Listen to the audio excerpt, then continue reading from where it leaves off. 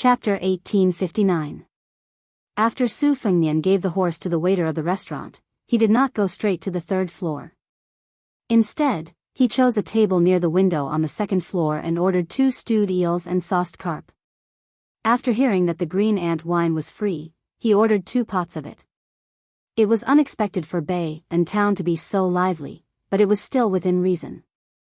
There would be a Wudang martial arts symposium during autumn and winter this year, which would undoubtedly attract many heroes of the martial arts world. Anyone with a discerning eye would know that the Northern Liang sect wanted to help Mount Wudang suppress Mount Longhu. As for the idea of taking advantage of others' weakness, it came from Deputy Administrator Song Dongming.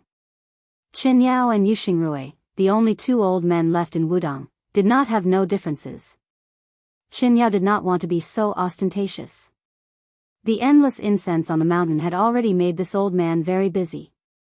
However, the heroic Yu Xingrui insisted on doing it, so Qin Yao had to comply with this temperamental junior brother. In the end, the reason why Qin Yao took a step back was not the hint of Mount Qingliang, nor the fact that he could not persuade the current leader Li Yufu, such a good disciple, but the 4 words on the mountain gate's memorial arch: Wudang will prosper. Li Yufu's words also made Qin Yao completely relieved. When there is no one on the mountain, I cultivate peace. When there is a sea of people on the mountain, I also cultivate peace. Compared to the time when the purple clothes of Mount Huishan attracted the righteous people of Jianghu to the western region, the Wudang martial arts competition this time might be bigger. The real boss of the snow plateau, Huang Fengfua, had already spread the news to the central plains. At that time, all the guests of Mount Huishan would go to Wudang together. The Snow Villa and Yuyan Villa nodded almost at the same time, followed by the Dragon Palace and Dark Drum Stage. The young banished immortal of Tai Bai Sword Sect, who was in the limelight for a while, even announced that he would discuss Dao with Wudang's leader Li Yufu in the Purple Virtual Palace, and that he would discuss martial arts with the king of Bailiang, Su Fengnian, on the top of Little Lotus Peak. In this way, including the fish dragons in Bailiang, 7 of the top 10 sects in Liyang had already decided to participate in the Wudang Martial Arts Symposium. Dongyue's Sword Pool and Jinsua Dao Zhuang remained silent. Only the Spring Invitation Cottage was left. Since Bailiang's hostility with Western Shu was known to everyone in the imperial court, presumably Xie Xie, who had won 2 consecutive Rouge reviews, would not participate in this liveliness that would only benefit others. Xianyuan Qingfeng was one of the 12 champions of Auspicious Talisman, which originated from the 13 armors of spring and autumn. He alone occupied 3 of the 12 champions, while the other 9 almost all left. Among the 4 sages, including the music sage of Black Drum Station, 3 of them would also come to Mount Wudang. At least half of the top 10 loose immortals and top 10 young masters of Jianghu would definitely appear in this event. The Quick Snow Villa, Yuyan Villa, Tai Bai Sword School, and Black Drum Station, whose foundations were not stable, indeed needed to show their faces in public. Tai Bai Sword School, who relied on only one person to carry the burden, needed the most to prove themselves to Liang Jianghu. And the young master, who was known as the 3rd person in the Jianghu in the last 100 years in the Jianghu, had won countless cheers for Tai Bai Sword School after he issued a shocking and heroic challenge to the young king. It was said that some famous heroines and fairies in Jianghu who admired this banished immortal had already publicly cheered for him. The general wording was the same. It was nothing more than that even if he failed in this martial arts symposium, with his amazing talent in the Jianghu and his rapid progress in cultivation, he would be able to drag the young king down from his throne in 10 years at most. Just as Su Fengnian was about to raise his cup and drink a mouthful of green ant wine, he saw the restaurant waiter bowing and leading the 2 people to come over. Without the waiter's embarrassed face saying anything, Su Fengnian smiled and said, "You want to share a table, right?" "No problem." The 2 people sat down. The old man had an ordinary appearance. He smiled at Su Fengnian and then sat opposite to Su Fengnian. The other woman was wearing a curtain hat and black clothes. 2 scabbards with seriously worn scabbards were hanging on her waist. They were not divided into left and right sides, but they were staggered on the right side of her waist. The blades were longer than ordinary blades. The woman sat on a bench facing the window between the old man and Su Fengnian. She took off her curtain hat and put it on the table, revealing a heroic face.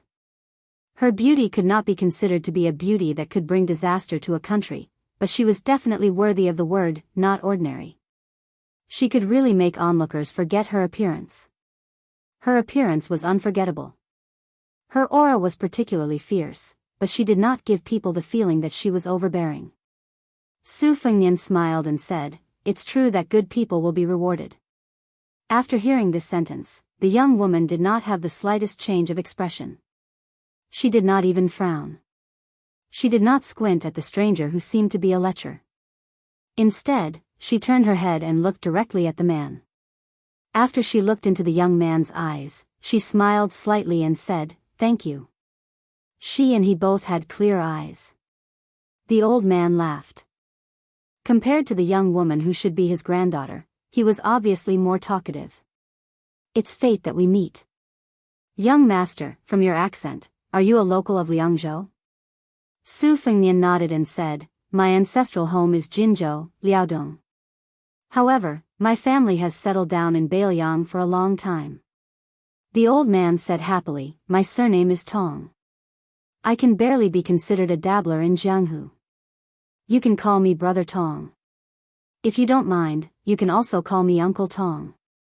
Su Fengnian smiled and said, "Just call me Brother Tong. Calling me Boss Tong makes me feel like an outsider. There's too much of a difference in seniority. By the way, my surname is Su." The old man nodded vigorously and said, "This is to my liking. I want to eat 2 more bowls of rice later." The old man soon frowned and sighed. "I didn't expect to spend so much in Biyao. It's only been a few days and I'm almost out of money." Otherwise, this old man would have gone to the 3rd floor to drink and eat meat. Su Fengnian smiled and said, "As long as I can eat my fill." The old man was stunned. He gave a thumbs up and said, "Brother Su, your words are interesting. I can tell at a glance that you're a learned person." Su Fengnian couldn't help laughing. After so many years, there were only a few people who praised him for being learned. Of course, Chu Lushan, Li Gongda, and the other well-known sycophants of the Su family didn't count. When he looked back, the old man's eyes were so sincere.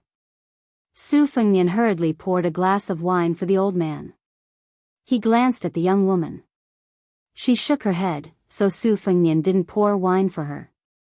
The old man said with a bitter face, "Unlike my granddaughter. Asking her to learn needlework is like asking for her life. She wants to play with knives no matter what. After playing for a while, she doesn't even have a partner. She's almost 30 years old. In our hometown, at this age, she'll be able to hold a grandson in a few years, let alone be a mother. Brother Su, tell me, how can I not worry?" Su Fengnian couldn't help but laugh. However, he couldn't say anything in front of the young woman. The young woman with the 2 knives seemed somewhat helpless. She obviously couldn't do anything about her grandfather's innate enthusiasm. The old man carefully glanced at his granddaughter. He sighed and drank a mouthful of wine. He said softly, "Borrowing other people's wine glasses to pour on your own blocks." The young woman was indifferent. As he said, the old man was embarrassingly short of money. He was even worse than Su Fengnian, who ordered 2 dishes. Although they were both dishes, the price was much lower. Fortunately, Su Fengnian kept urging him to drink, so the old man was in a good mood. However, the old man's alcohol tolerance wasn't good. His alcohol tolerance was also mediocre. After drinking half a pot of green ant wine, he was already drunk. His face and ears were red, his voice was loud, and his saliva was flying everywhere. He also liked to drop his book pouch. From time to time, he would say some empty words that made the listeners not know whether to laugh or cry. Drinking good wine with a young man, shooting to the top of the West Mountain. Brother Su, after drinking with you today, this trip to Biyao was not in vain.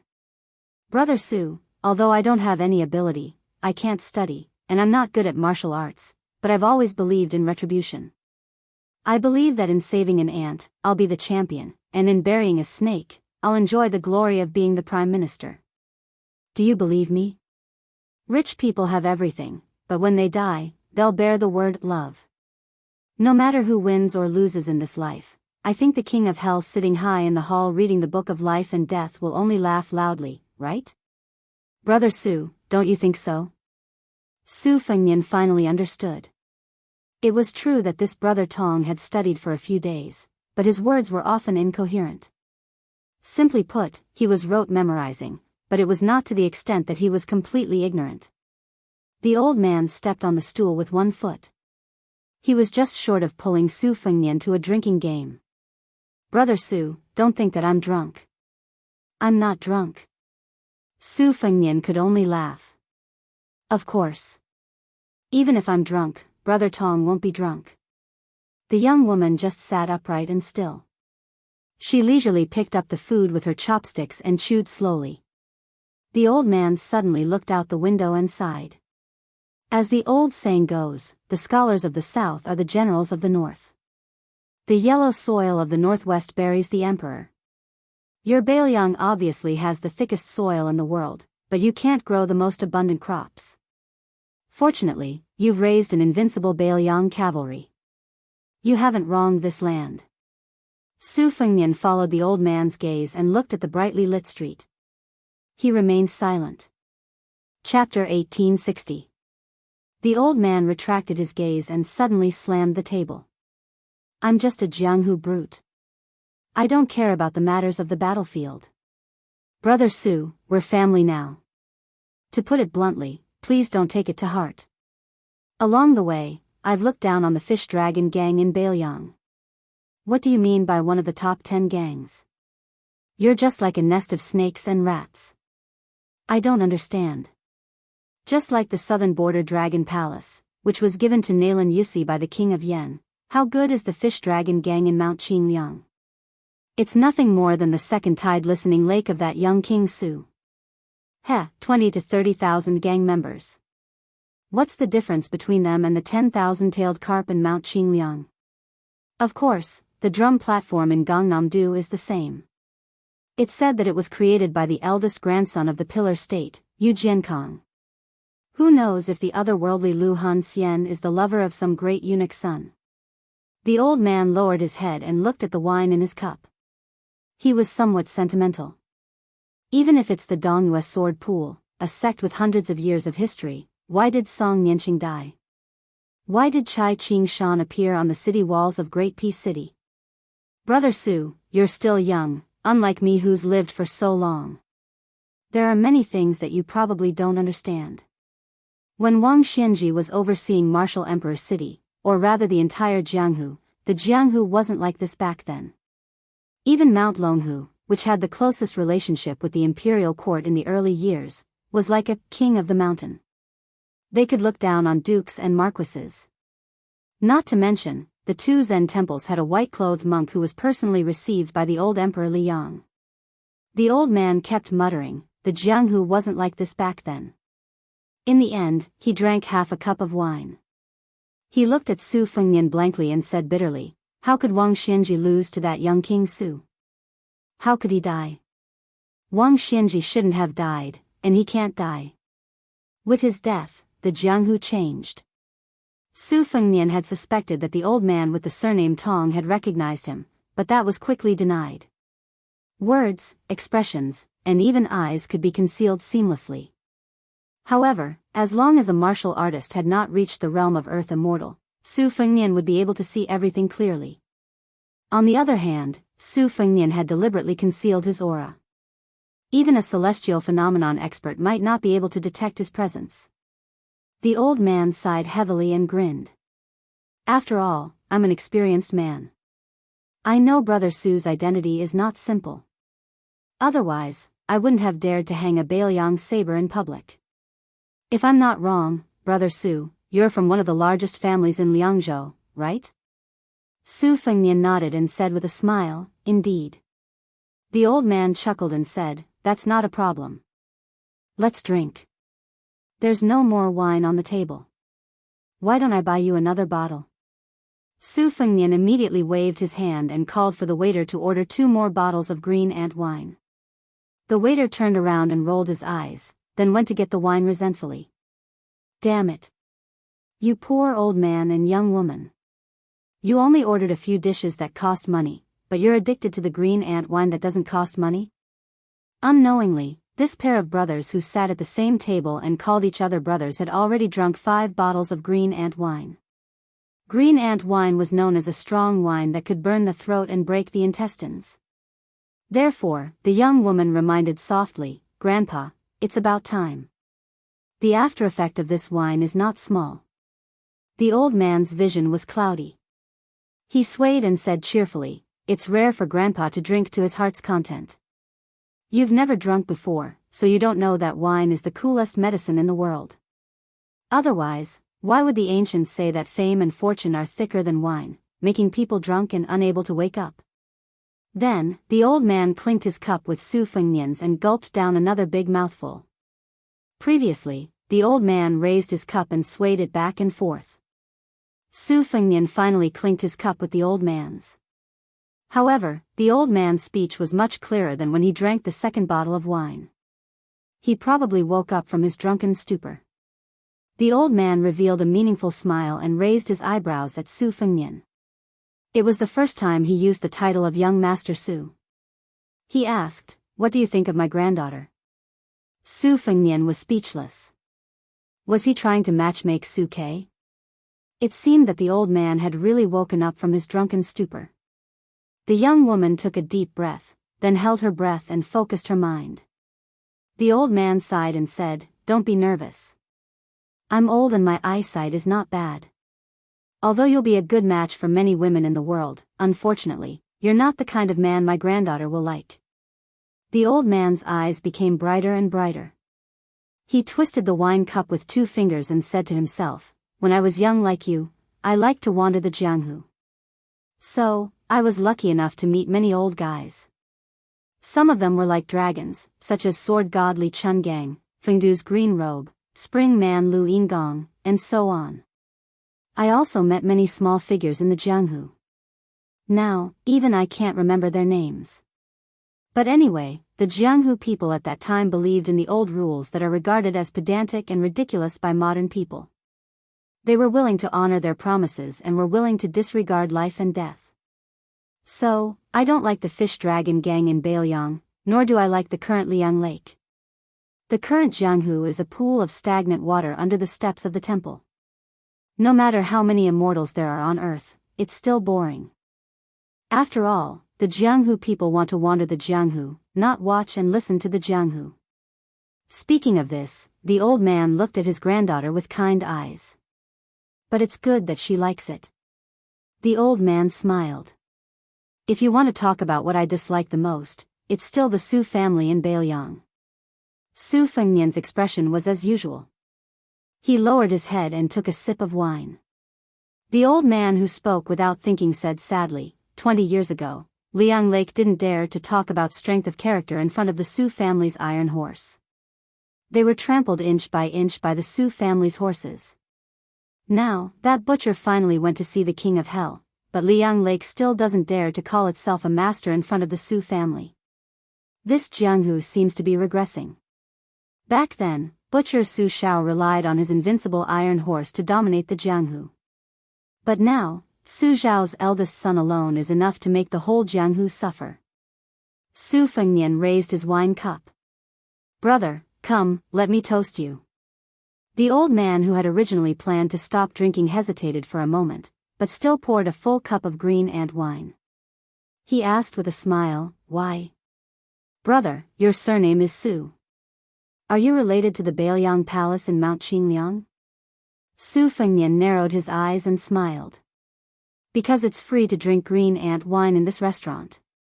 The old man's mouth twitched. "What? It doesn't cost money to drink?" Su Fengnian nodded. "The food is extremely expensive, and it can't be less than a copper coin. Only the green ant wine doesn't cost a copper coin." The young woman held back her laughter. The old man was dumbfounded. He suddenly came back to his senses and shouted, "Waiter, bring 2 more pots of green ant wine." Su Fengnian held back his laughter. "Brother Tong, I really can't drink anymore." The old man glared at him and said angrily, "Brat, don't call me Brother Tong. Call me Uncle Tong." Suddenly, the young woman reached out and pressed the hilt of a saber. She said in a low voice, "Upstairs, there's a murderous aura." Su Fengnian's expression became strange. The young woman thought that this young master from Liangzhou had an ordinary aura and didn't take her words seriously. Considering that he had accompanied her grandfather to drink so many pots of green ant wine, she reminded him for the first time. "Young Master Su, there are many masters on the 3rd floor. At least 4 or 5 of them have strong and majestic qis. If these masters, who are strong enough to reach the 1st grade, fight, I may not be able to take care of you." Su Fengnian knew the situation upstairs. Cheng Baishuang, the number 1 master in Nanjiang, Mao Shulang, the saber master, and Ji Lu, the chief visiting officer of the Dragon Palace. Wei Miao, the number 1 master in Nanzhao, and Shui Songguan, the blind zither player. There were already 5 of them. Su Fengnian's expression was strange because the young woman's words about murderous aura reminded him of 2 catchphrases he had said countless times. "There's murderous aura in my crotch. My crotch is very depressed." Every time 2 fledgling Jianghu wanderers took off their pants and peed together, they would compete to see who had more murderous aura. In the dead of night, when he was tossing and turning, or when he woke up in the morning, he would look down at his crotch and say, "Brother, I'm so sorry. I'm such a useless big brother. Bear with it." She still remembered back then when that fellow cooperated with her as a fortune teller to cheat people of their money. There was one time when he threw a stick of bad luck into the pot behind her back. In the end, it was picked by a young lady who was led by an elder to draw lots for marriage. The result could be imagined. But at that time, that young lady's appearance was really shocking. Su Fengnian subconsciously looked out the window. Even he didn't realize that the corners of his mouth were curled up and he was smiling warmly. By the time Su Fengnian came back to his senses, a loud bang was heard from the 3rd floor. Su Fengnian stood up. "Uncle Tong, Miss Tong, my friend is on the 3rd floor. I have to go take a look." He had long guessed the woman's identity. She was Tong Shanquan, the head of Jinsua Saber Manor in Nanzhao. She was a genuine female saber master. Her martial arts path was exactly the same as Linya, the fist master of Martial Emperor City. Then she had 2 blades on her right waist. They were the 6th and 9th most important weapons in the world. Martial virtue and heavenly treasure. The old man's expression was serious. "Since that's the case, let my granddaughter accompany you." Su Fengnian shook his head and smiled. "I appreciate Uncle Tong's kindness. Don't worry, I know what's important." The old man was about to speak when he suddenly felt his granddaughter tug at his sleeve. He looked down and she shook her head. Although the old man didn't know what was going on, he still said worriedly, "You must be careful. If something's wrong, call out." Strangers meeting by chance could take life and death lightly. Perhaps this was the Jianghu of the old man's generation. Su Fengnian had just taken 2 steps when he suddenly turned around and gave a fist salute. He smiled and said, "The last cup of wine is for my father to toast Mr. Tong. If he can hear it with his own ears, not to mention 5 bottles of green ant wine, even 10 or 20 bottles, he will drink with Mr. Tong to his heart's content." After Su Fengnian left, the old man was confused and asked in confusion, "Little girl, what did Grandpa say just now?" She said in all seriousness, "I forgot." The old man, who was still a little dizzy, shook his head and decided not to think about it. He smiled and said, "Little girl, Grandpa has figured it out." She was a little curious. The old man said seriously, "This young man is not simple." The woman, who was known as the twin prides of Jianghu with the young banished immortal of Taibai sword sect, took a deep breath and pursed her lips tightly without saying a word. Just as she was feeling disappointed, the old man said something shocking. "He is the king of Biyao, Su Fengnian." She was horrified. The old man lowered his head and took a sip, chuckling. "Silly girl, you believe this?" Chapter 1861. The death of the envoy of the royal family in the territory of the vassal prince was both a conspiracy and an overt one. The 3 eunuchs of the Directorate of Credentials were well aware of this. However, the decisiveness of the assassin was beyond their imagination. The final location of the assassination was Biyao town, which was very close to Jianghu city. This choice was too rash. However, it was precisely this almost unreasonable stupidity that brought the assassin a glimmer of hope. As Commander Qian of the palace guards expected, the assassin who attacked first was the man and woman at the table opposite the head eunuch Lu. 20 steps, 2 screens.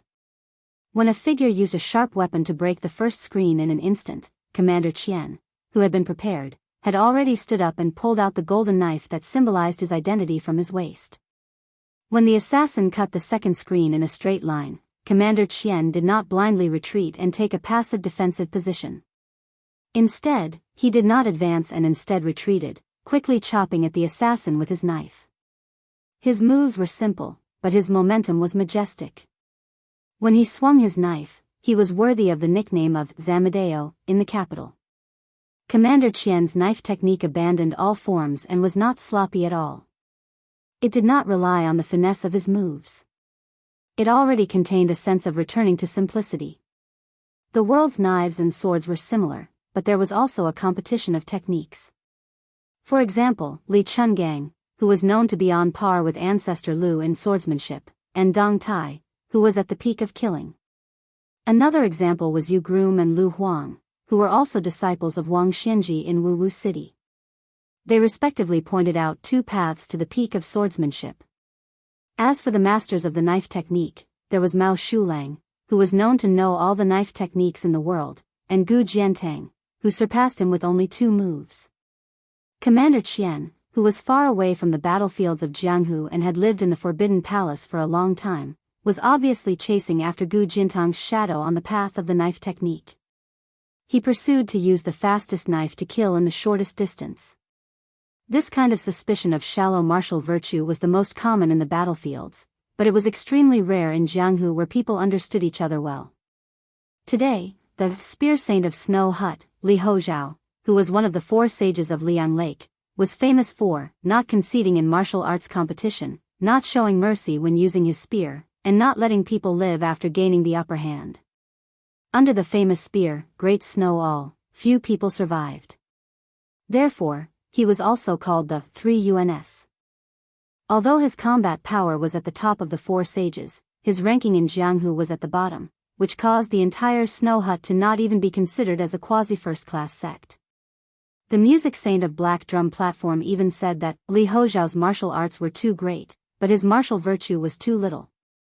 Although they were both 4 sages, they were ashamed to be in the same group. Sure enough, Commander Qian killed the enemy with a single strike. If the previous assassin was said to have split the screen in half with a single strike, then Commander Qian was said to have split the assassin and his weapon in half with a single strike. Commander Qian was completely indifferent to the horrifying knife wound on his shoulder. He quickly exhaled and replaced it with fresh air. Normally, if Commander Qian wanted to fight to the death with this powerful assassin, even if he was destined to have the upper hand, he would not have succeeded in killing him with 1 strike. However, Commander Qian did not leave any leeway.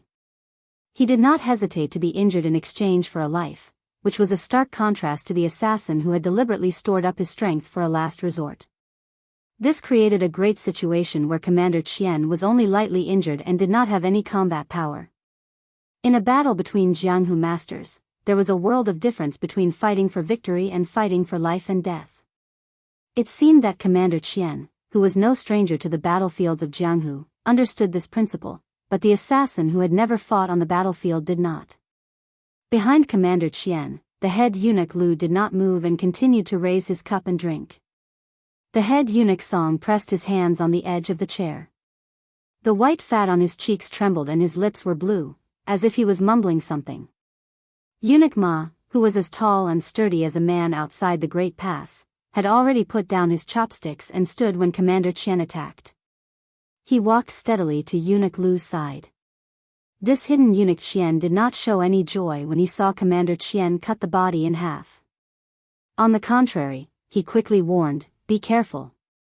After noticing the abnormality on the 3rd floor of the restaurant, Commander Qian, who was always walking on thin ice, naturally would not lower his guard. In reality, he was waiting for the assassin's true move. Even that seemingly hurried breath was a feint to lure the snake out of its hole.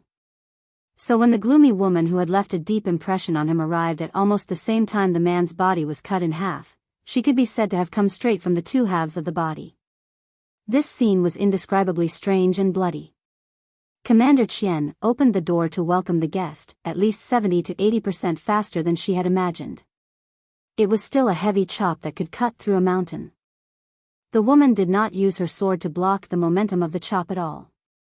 The tip of her sword still went straight for Commander Qian's heart.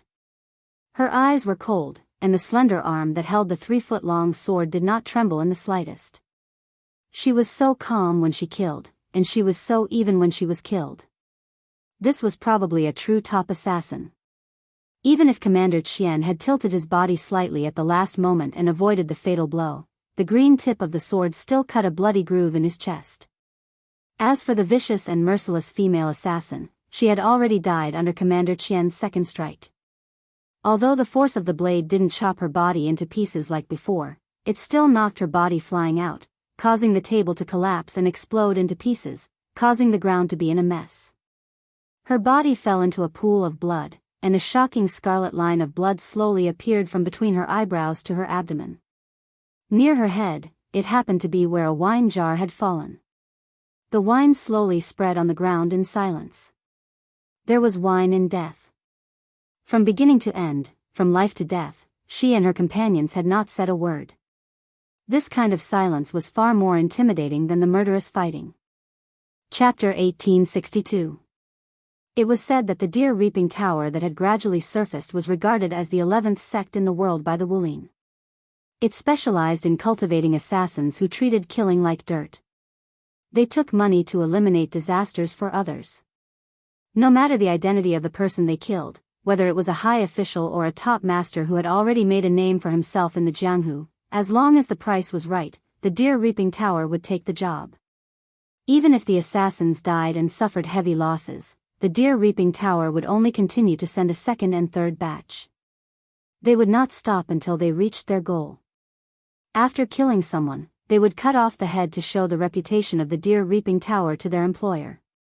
It was widely rumored in the Jianghu that when Su Fengnian was still His Royal Highness, the assassins who killed Wang Mingyin for him outside Xiangfan City and the men of sacrifice who later killed the Celestial Realm Grandmaster Lu Haoshi all came from the most mysterious 9th tower of the deer reaping tower.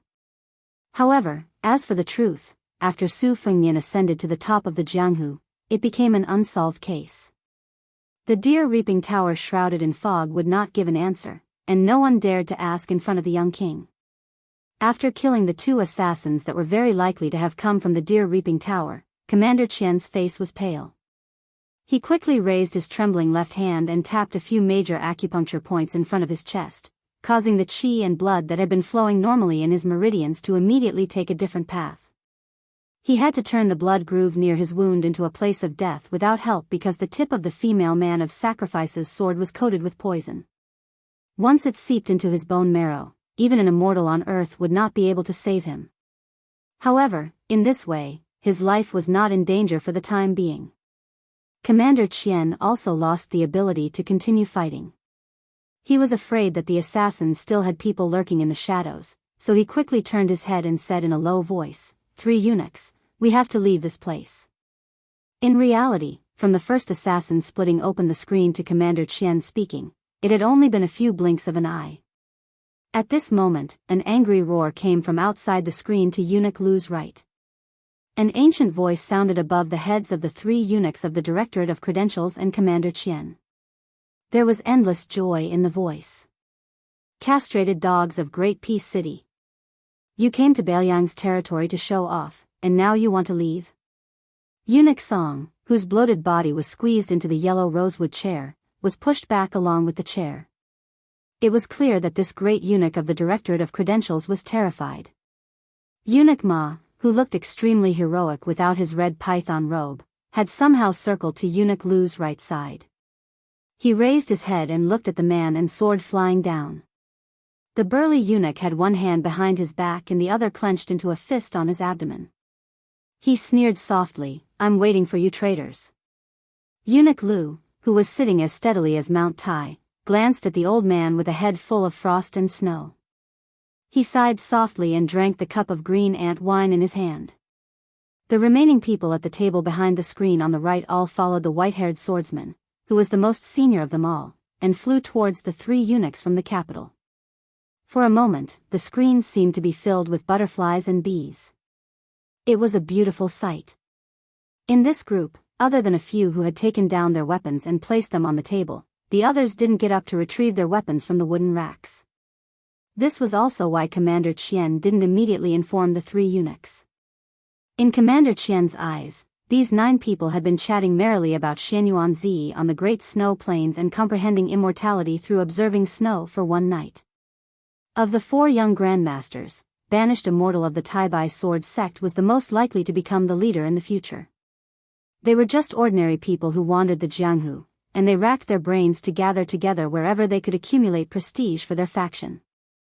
They tried to curry favor with famous Jianghu figures, exchanged pointers with fellow Jianghu cultivators, and became sworn brothers with those who shared similar ideals. Commander Qian, who had once relied on an iron blade to conquer the world, had seen too many of these Jianghu figures more than 10 years ago. Compared to the 2 true men of sacrifice, this kind of trash couldn't be measured. However, Commander Qian felt a strong sense of unease in his heart for no reason. He subconsciously tightened his grip on the blade in his hand and turned his head to look at those Jianghu experts who, logically speaking, should have reached a higher level of Jianghu, but definitely couldn't be counted as assassins. The old swordsman, who had pounced down with the momentum of a lion hunting a rabbit, suddenly saw a blur in front of his eyes. Then, this old man, who had always been extremely confident in his swordsmanship, felt as if a sledgehammer had struck a bell in his chest. He came quickly and left even faster. Before he landed on the ground, he was already a corpse with blood flowing out of his 7 orifices. The old man's corpse that flew out collided with a young woman in white fluttering behind him. After flipping over the screen, they both fell onto the table together. Then, the table full of dishes and bowls slid to the ground. It was unknown whether the woman was dead or alive. Commander Qian suddenly shouted sternly, "Be careful below the screen." As it turned out, there were 9 people at the table, but only 8 assassins had leaped over the screen. The missing person was destined to be the trump card at the bottom of the box. First, they threw out bait as a smokescreen at the cost of 2 lives. Then, they pretended to be weak, and finally, they coincided with each other. This kind of calculated assassination was meticulous and sinister. One after another, it was impossible to guard against.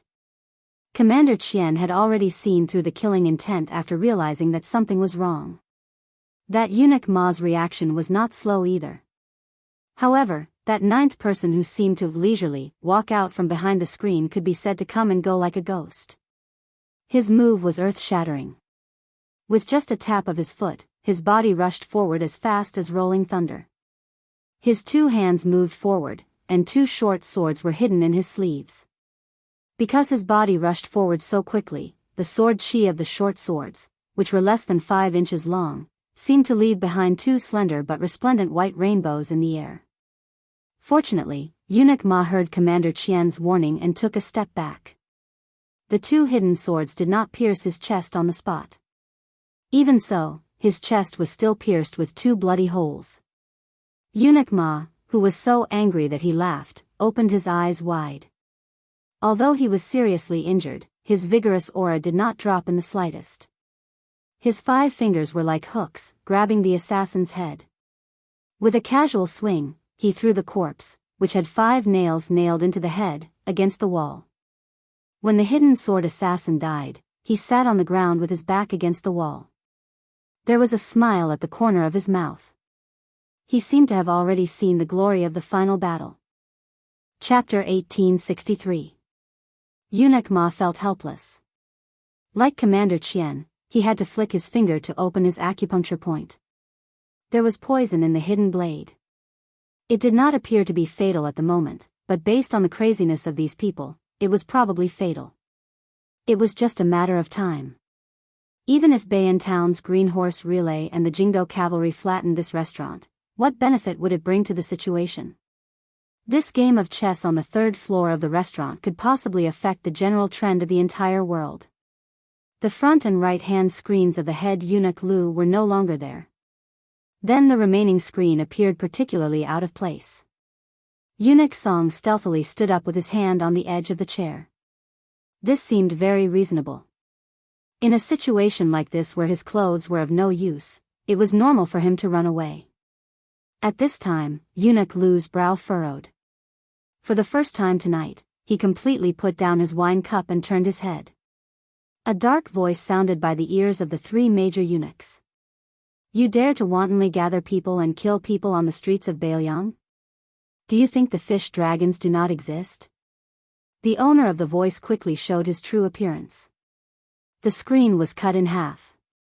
It had been cut in half by his hand. Lu Nerong didn't stop her trusted subordinate from interfering in that inexplicable disturbance without permission. While she did not know the beginning and end of this assassination, the phrase, Jingdo eunuchs, had made her realize that this matter was unusual. In these years, as the head of the fish dragons on the surface, she had interacted with the various governments of Biyao. She knew that Great Peace City had mustered a large force to enter Liangzhou to announce the edict. No matter what the attitude of the Wangfu and Mount Qingliang, the special identity of the eunuchs in the procession delivering the edict could not be publicly killed. Otherwise, not to mention the young emperor of Liang who had already given in to the 300,000 Biyao cavalry, he would definitely be furious. The world would also question the motives of the Su family in Biyao. As the head of the fish dragon gang on the surface, Lu Nerong had interacted with the various local authorities over the years. Although she never got tired of it, her horizons were no longer the same as a woman from a few years ago. As the head of the Jianghu in northern Liang, no matter how powerful the fish dragon gang was, it was still a flood dragon that flopped about in the lake that was northern Liang path. Even if it didn't bow its head and be loyal and devoted to the prince's mansion on Mount Qingliang, at this sensitive time, there was absolutely no reason for it to stay out of this matter when faced with a murderous situation that was just a few steps away. Therefore, Lu Nerong would not stop the consecrator from taking action. She even knew that in this complicated and obscure situation, she had to cut the Gordian knot. Sitting at the same table with Lu Nerong was the chief visiting official of Dragon Palace, Ji Lu. As a powerful Wu Dao grandmaster, he could see that the eunuchs of Great Peace City were at their wits' end. Even if the remaining 5 assassins were not worth mentioning in his eyes, they might be lucky enough to succeed in this chaotic situation. After getting the nod of Palace Master Lin Hongyuan, Ji Lu smiled slightly and waved his hand. 5 white porcelain wine cups on the table flew in front of him and kept spinning. Between the wine cups full of spiritual qi, the soft knocking sounds were exceptionally crisp and pleasant, like 5 little white sparrows chirping. The wine cups flashed and disappeared. The next moment, before the 5 assassins could get close to Eunuch Ma and Commander Qian, their heads all swayed backward and they fell to the ground. The foreheads of the 5 pitiful creatures were all red without exception. Without the screen blocking their view, Eunuch Ma and Commander Qian could see the 5 wine cups. After returning to the table, they shook slightly, as if they were asking for credit. Eunuch Ma narrowed his eyes and remained calm. Commander Qian held the golden saber in his hand and turned to Ji Lu to thank him. This bloody storm, which should have ended here, became particularly moving because of a certain someone's hidden action. Lu Nerong's face was aghast. Even Lin Hongyuan, who had been happily watching from the sidelines, was slightly stunned. His handsome face had some annoyance and shame from playing with fire, and there was uneasiness hidden in the depths of his limpid eyes. Cheng Baishuang, the first master of southern border who looked like an old Confucian scholar, frowned and there was clear anger between his brows. This old man had been thinking about a major event that involved the fate of the country, so he was absent-minded for a moment. It turned out that no one had thought that the servant of the fish dragon gang who went to rescue would actually slap the head of the fat eunuch who had just stood up trembling with fear. With this palm strike, he could easily cut through the screen as if he was cutting tofu. Wouldn't he be able to easily smash the entire head into smithereens? Mao Shulang, who had been drinking with his head lowered, had actually held the hilt of his saber, but he suddenly released his fingers. Mao Shulang gave up midway and Cheng Baishuang was caught off guard. The two grandmasters of southern border didn't make a move, so it was reasonable to say that this slap would definitely cause blood to splash. However, the mad servant of the fish dragon gang did slap the head, but he didn't succeed. Because his arm was broken.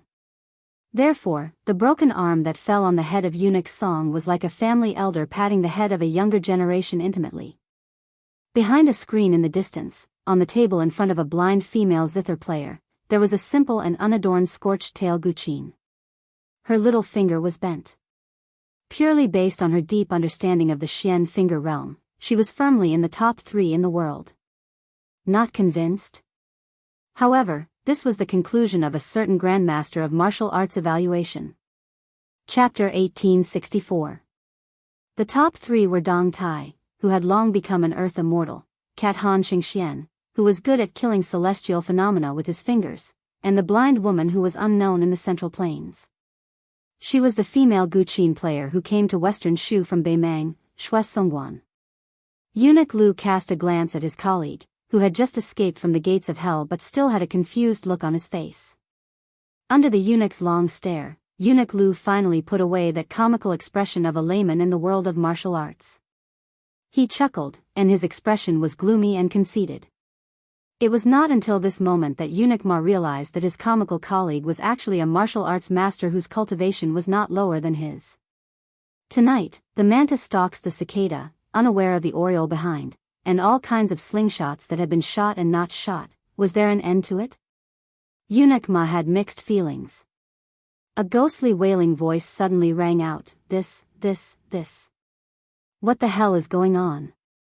In the aisle between the left and right private rooms, a middle-aged man in bright clothes looked as if he had lost his parents. Why are so many people dead? How can our restaurant continue to do business? Then, when he saw the frosty expression on Lu Narong's face, it was as if his parents had died, followed by his son. His face was full of despair. Head shopkeeper, listen to me. These people killing each other really has nothing to do with me. This is an undeserved disaster. Eunuch Ma glanced at the middle-aged man and then turned to stare at Lu Narong. He sneered, what a fish dragon gang. Eunuch Song also turned his head while rubbing his neck. He laughed and said, what a fish dragon gang in Biyao. Lu Narong's face instantly turned pale. The young minister of offerings beside her was full of anger and murderous intent. Zhao Shanhong, the steel opener, was gloating. He didn't care whether Lu Narong had received instructions from Mount Qingliang or not. He only knew that after this assassination failed, it didn't matter whether Lu Narong was innocent or not.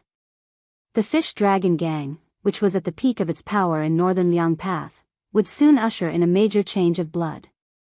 After all, a new emperor would bring in new courtiers. As for whether Lu Narong would be able to get out of here alive, she would probably have to pray to Buddha and Bodhisattva for protection, right? Lu Narong didn't explain anything to the two great eunuchs of the Directorate of Credentials. She just looked at the second shopkeeper of the restaurant who was crying incessantly. Guxian, I only ask you one thing. Did you participate in tonight's matter? The middle-aged man named Guxian was a senior figure in the new fish dragon gang. Not to mention Zhao Shanhong, the steel opener, he was even better than the young minister of offerings who joined 2 years ago. However, Guxian's martial arts were mediocre, but he was good at business management. He took a shortcut and quickly stood out. In the end, he became the second manager of this restaurant in Bayan Town. At that time, in the fish dragon gang, this kind of transfer could only be regarded as an exile because Guxian was one of the few people who were loyal to Lu Narong. He could drink with the old boss of the fish dragon gang from time to time. Guxian left Lingzhou with his tail between his legs. In the end, it was a microcosm of Lu Narong's power. Previously, no one thought that Guxian, who had no soldiers, generals, and little money, could make a comeback and get a place in the top management of the fish dragon gang in Bayan Town. However, Guxian soon made everyone look at him in a new light. The restaurant and the brothel next door could be so prosperous because of Guxian. Lu Narong, who already felt guilty about this person, was happy to see the fish dragon gang prosper in Bayan Town. She even intended to promote him to a deacon with real power in the fish dragon gang next year. It was not a high position, but it was powerful enough to control half of the fish dragon gang's business. Guxian said with a sobbing tone, "Sect leader Lu, I'm just a weak commoner. Why would I kill someone when I can make a lot of money every day?" The shrewd eunuch Song smiled innocently. "Head shopkeeper, second shopkeeper, are you trying to play the role of the good cop? Isn't it a little too late?" On the street outside the restaurant, the sound of horse hooves could be heard. The murderous aura of the cavalry on the battlefield was completely different from the murderous aura of a grandmaster in Jianghu who could single-handedly defeat a country. However, it also made Jianghu feel like their guts were about to explode. At this moment, a warm and mellow voice with an obvious smile sounded throughout the entire third floor. It was filled with inappropriate teasing. "Eunuch Song, you can't say that. Otherwise, I'll charge you for tonight's green ant wine." The voice was actually right beside Guxian's ears, but he had no idea why there was someone beside him. He was already full of anger. Now that he was being pushed into the fire pit by this guy with bad intentions, he could not put on a good face. He turned his head and said angrily, "Charge your mother's money. I have the final say on whether the green ant wine will charge or not." Then he saw a handsome young face. Then he saw that this person had his hands hidden in his sleeves and a Biyao blade hanging from his waist. In the current northern Liangdao, there was no longer any young general who dared to carry a cold saber in private. Not a single one. A hero with such courage was either still in prison or had already been in prison. In Biyao, apart from the border army and the internal garrison, there were only two kinds of people who were allowed to openly wear cold blades by Mount Qingliang. One was the generals who had made outstanding military contributions but had already retired from the army. The other was the veteran soldiers who were born in the old barracks. These two kinds of people were mostly old people. Otherwise, they were high-ranking officials who were in the prime of their lives and had already transferred to the officialdom. The young man looked at Guxian with a smile and then looked around. Finally, he smiled and said, "In Biyao, I have the final say." Chapter 1865. The ordinary guests who came to the restaurant to spend money were all scared witless. For example, the official who squatted under a table and cried bitterly. As a county official, he originally came to Bay and town under the guise of observing the people's situation. He wanted to drink some harmless wine and prepare to go to the bed in the neighboring brothel after sacrificing his internal organs. He wanted to tame 1 or 2 rouge horses at the age of 50. How strong was he to throw away his pen and join the army? After knowing that someone had died, he also knew that it was not good to stay here for long. However, his legs were too weak to walk. Secondly, he was afraid that the group of evil people who killed without blinking would find him an eyesore and directly kill the innocent. At this wine table, the only one who was still sitting in the chair and continuing to drink was the foreign scholar who had almost no place in the yamen this year. As a weak scholar, he even slowly moved the screen away just to broaden his field of vision and take a glance at the bloody battlefield where the Jianghu immortals were fighting. What did it mean to be calm in every big event? That was probably it. However, his absurd action, which showed that he was a famous scholar, undoubtedly caused his colleagues and Bay and town to share a common enemy. Not all of the guests were willing to resign themselves to death. There were a few tables of Jianghu people who were trying to sneak down the stairs after the young master with the saber appeared. However, on the railing of the stairs, there was a beautiful woman in a crimson robe. She was like a bodhisattva standing in a Buddhist shrine. She was not angry, but she was majestic. There was no need for her to say anything. All the Jianghu people tactfully returned to their original positions. There was a smart guy who quietly opened the window and tried to jump down. In the end, he was scared out of his wits. He saw a head hanging upside down outside the window. After staring at each other, he did not say anything. He slowly closed the window. He was probably afraid that there would be a gap. He did not forget to pull the window in with all his strength. Only then did he sit back on the chair and silently said, "There are gods 3 feet above my head. If you have grievances, take revenge. Even if you are a ghost, don't look at me, Wang Jian, who is a man in his 30s. I am still a virgin. Yang energy is the strongest. If you find me, be careful that both of us will be hurt. At this moment, the atmosphere was extremely subtle. Over at the blind female Guqin player Shui Songguan's side, the screen had already been knocked down by a young Miao woman in gorgeous clothes. She sat cross-legged on the chair and was in high spirits. She stared at the side profile of the young master with the saber, licked her lips and said, "So handsome." As her husband, Wei Miao, the #1 martial artist in Nanzhao, smiled and nodded. This unremarkable man had never cared about his wife's deviance. There were countless good things in the world, and it was best if his wife was happy. Su, whose real identity was the crown prince of the fallen Western Shu kingdom, had mixed feelings after seeing that guy again. Jealousy surged in his heart. Just based on this point, he could be considered as a fellow sufferer with the sword tomb's sword crown, Wu Luding. At Lu Nerong's table, other than Mao Shulang, Qing Baishuang and Ji Lu, and had already left their chairs. Lin Hongyuan, who was now the master of Southern Border's Dragon Palace, even jumped up. Farther away, the young hero of Bailing County, who had seen the immortals of the land and the fairies of Jianghu in one day, seemed to be about to cry. He felt that today, he had already walked through Jianghu for the rest of his life. Even if he retired from Jianghu tomorrow, he would have no regrets. It seemed that the only person left who was still in the dark was the restaurant's second shopkeeper Guoxian. He was about to angrily glare at the young man who yawned like a toad, but he immediately shut his mouth. Because he found that the fat man called Eunuch Song looked as if he had been struck by lightning. His chubby cheeks trembled violently, but he couldn't say a word.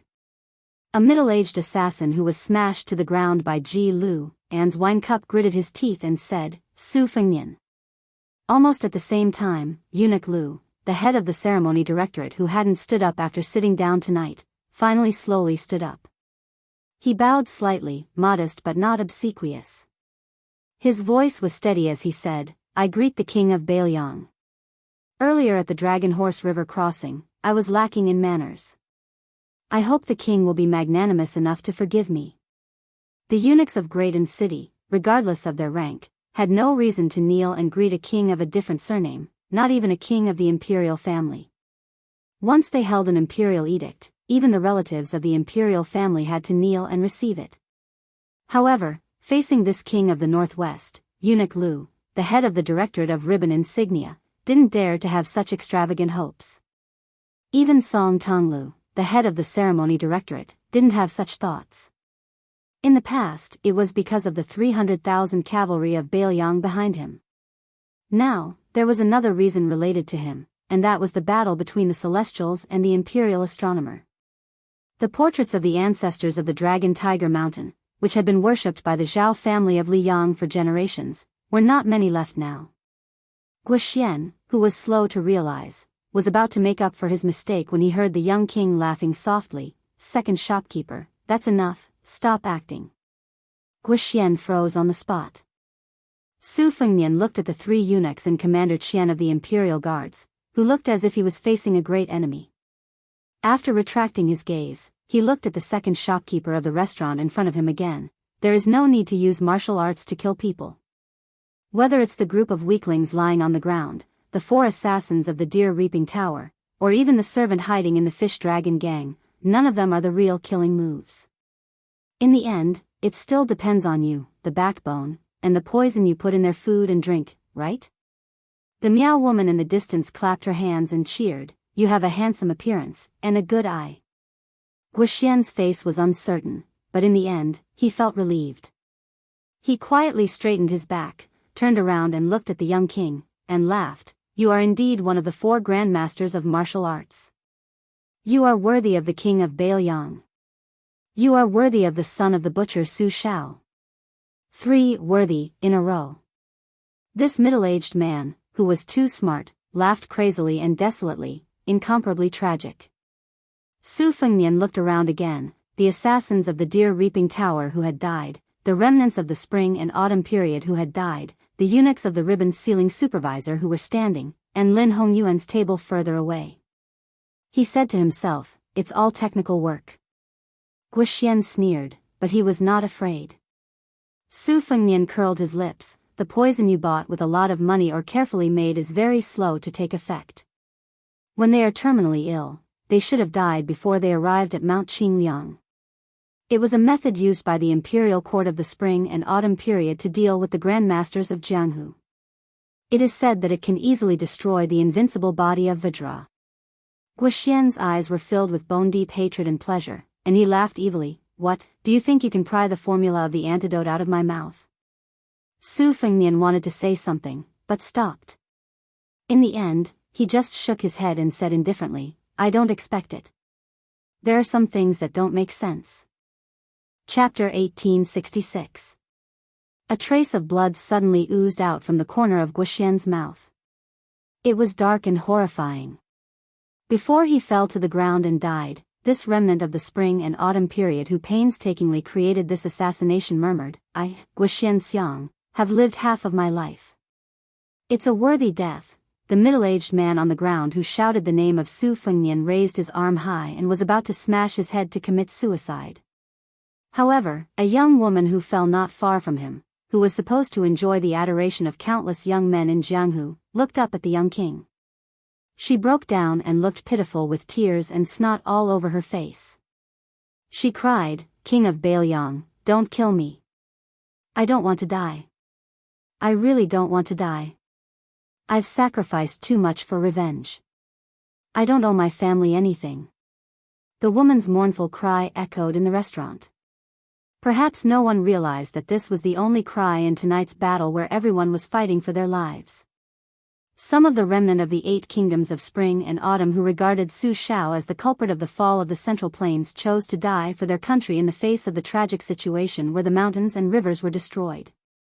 Therefore, in the capital of Western Shu, there were many people who chose to escape. These people formed Hongjia who ran to the north, and some people who chose to hide. Therefore, in the various Jianghu sects where the dynasties were destroyed, there were many unfamiliar worshippers and young disciples, many rich and powerful families with deep courtyards, many babies in swaddling clothes, and many men and women who seemed to be hurriedly married because of love at first sight. In many temples, academies, and even brothels, there were many more scholarly old men in the former, and many more beautiful women who were clearly graceful like the daughters of noble families in the latter. In the War of Spring and Autumn, Su Shao, the great general of Liyang, killed so many people that the Central Plains was filled with the smoke of war. He killed so many powerful clans of spring and autumn who had sat and watched the founding and fall of the previous dynasties become a thing of the past. After that, Su Shao led the Iron Horse in Jianghu from the south to the north and almost killed everyone in Jianghu.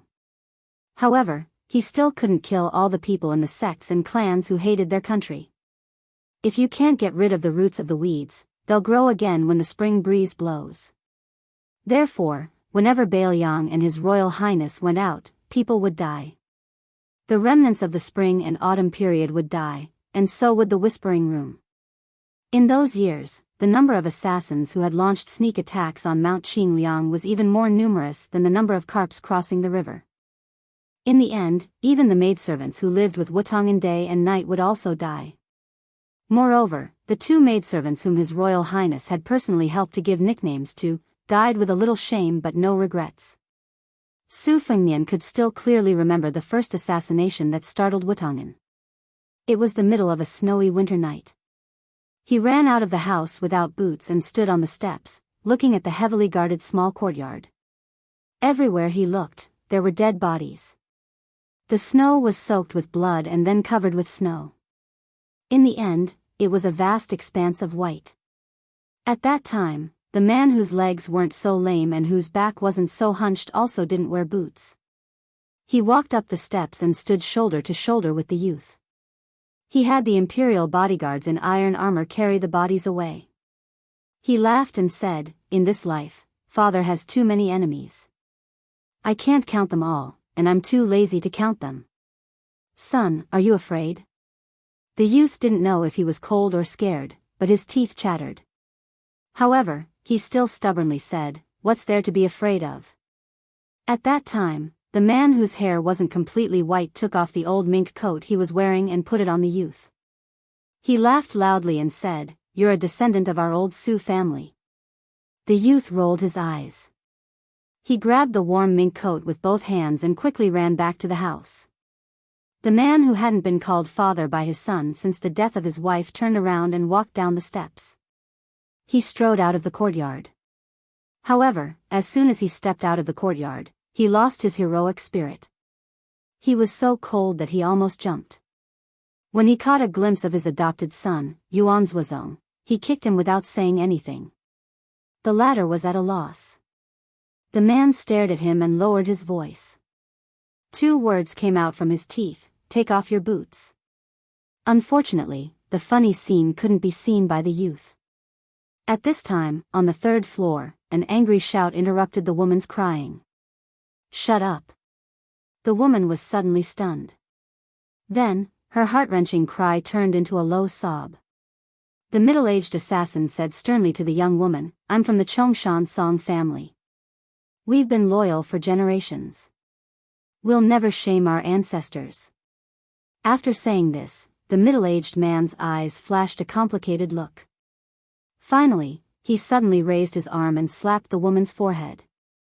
20 years of living in humiliation, only to die for innocence. This was the only wish of the Song family's man.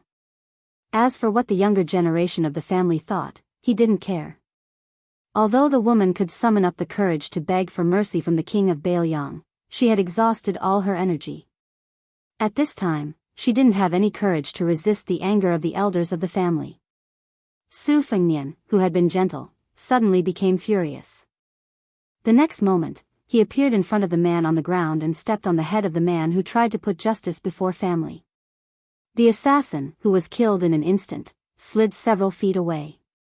Su Fengnian took a deep breath and quickly stabilized the qi in his body. Ordinary martial artists did not feel much pressure from the sudden burst of aura. Even Lin Hongyuan only felt a little suffocated. However, Wei Miao, Mao Shulang, Qing Baishuang, Ji Lu, and Shui Songguan, these 5 martial arts grandmasters, almost simultaneously raised their auras to the peak.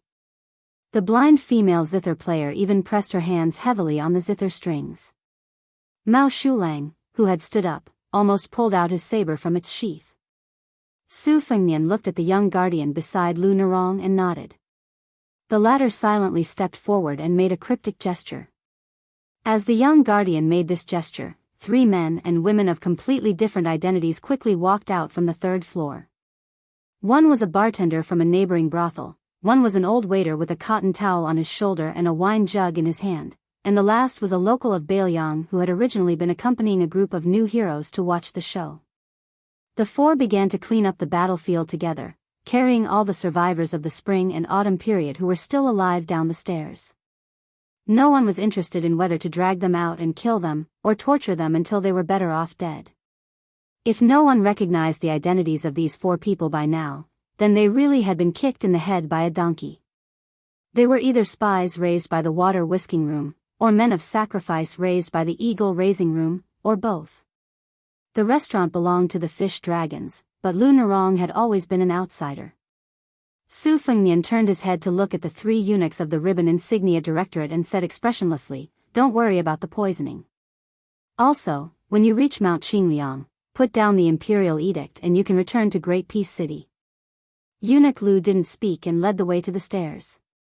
But when he passed by the young king, he intentionally or unintentionally slowed down, his eyes full of questions.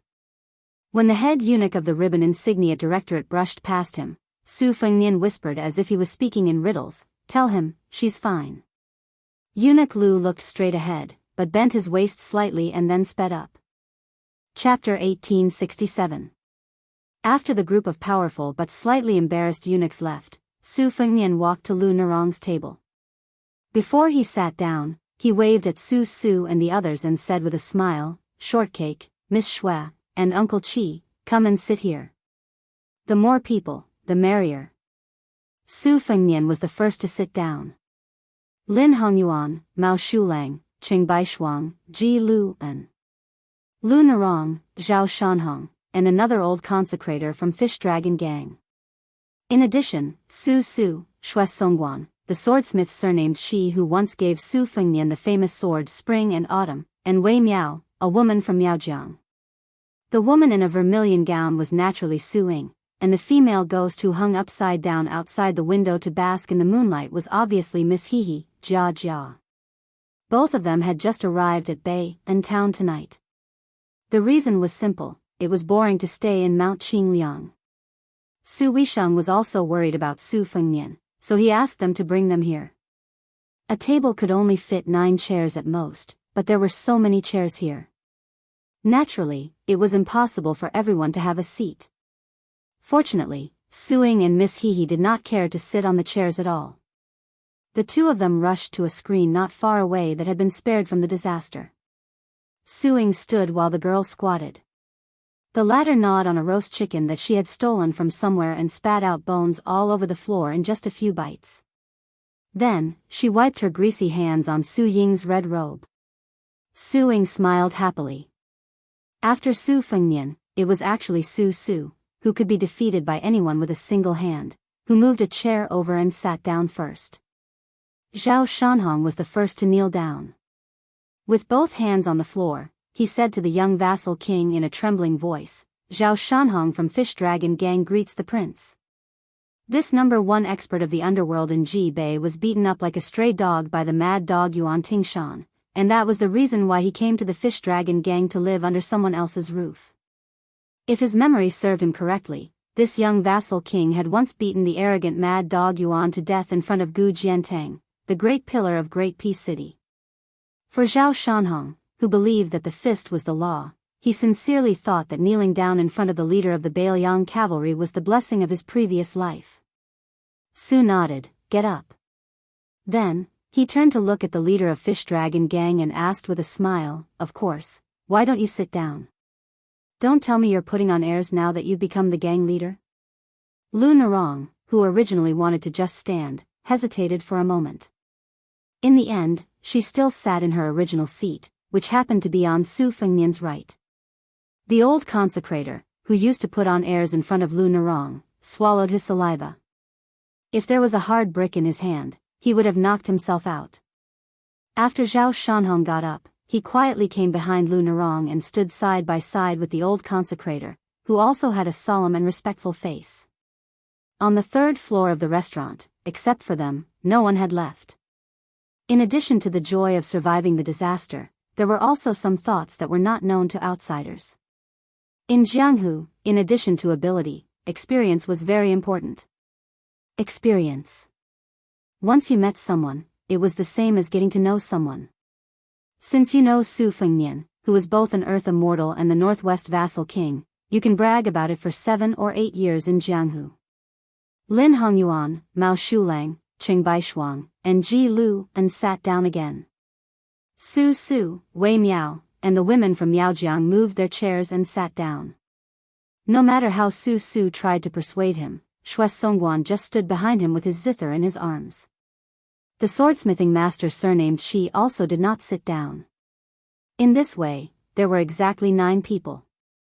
Su Fengnian opened the clay seal of a pot of green ant wine and poured a cup of wine for Lu Narong and Mao Shulang, who were close to him.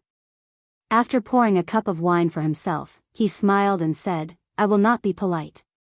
Everyone, please pour your own wine. How good you are when you are drunk, you can't be persuaded to drink. As for the people who persuade others to drink, they are even worse when they are drunk."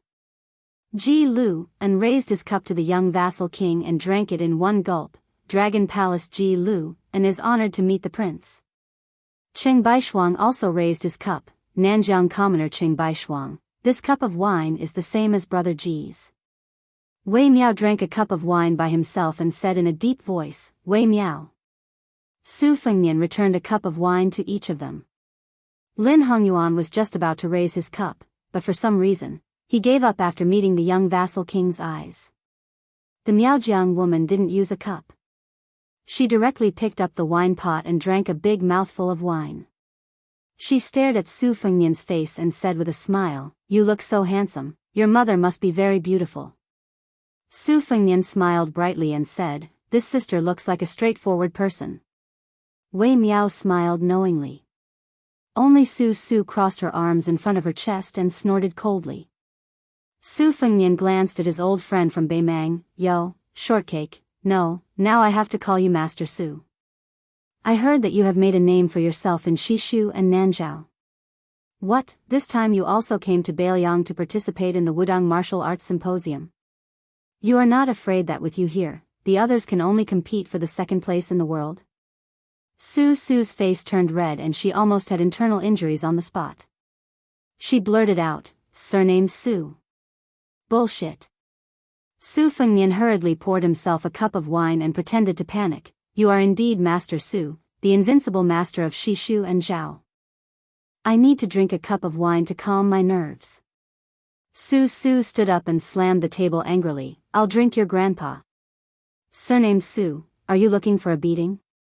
Not to mention Lin Hongyuan and the other guests from Nanjiang, even Lu Nerong and Wei Miao were speechless. They couldn't understand this guy's stupidity. Did he come from his mother's womb? This surnamed Su guy's martial arts were terrible, but they didn't expect him to be so daring. Zhao Shanhong and the consecrator firmly believed that this seemingly mediocre young man must be a top master in the world. Su Fengnian laughed. Come on, I beg you. Su sat down at lightning speed and said righteously, a gentleman uses his mouth, not his fists. Zhao Shanhong's eyes almost popped out of their sockets. After Su's ruckus, the originally dull atmosphere became much more relaxed. Everyone at the table had complicated backgrounds, so it wasn't easy to talk about anything. Su Fengnian drank about a jug and a half before saying that he wanted to go downstairs to say goodbye and end the table. Lin Hongyuan and Lu Nerong met here because they had something to discuss, so they stayed on the third floor. Su and the others didn't want to stay either, but Wei Miao took the initiative to toast Qing Baishuang and Ji Lu, and both sides could be considered old acquaintances. Earlier, they each represented the Prince of Shu, Chen Zhibao, and the Prince of Yan, Zhao Bing, to a small town in Liaodong to meet with the Great Pillar State, Gu Jiantang. At that time, the three sides parted on bad terms. The world was unpredictable, and no one could have predicted that in the end, these two vassal kings would join forces to rebel. Between the heroes of the world, even if they served different masters, it didn't prevent them from appreciating each other. Moreover, they were now considered a family, so there was no need to hold grudges. Su Fengnian returned to the second floor and saw that it was empty. There was only the grandfather and grandson sitting at the table by the window. Seeing that Su Fengnian returned safe and sound, the old man was relieved. Although the head of Jinsua Knife Manor, Tong Shanquan, was expressionless, his brows relaxed a little. Chapter 1868. After Su Fengnian sat down, the old man asked, "How is it?" Su Fengnian, who had drunk quite a bit tonight, let out a long sigh. Other than the smell of alcohol, he was also depressed. He smiled and said, "It's fine now. When we're outside, we have to rely on our friends.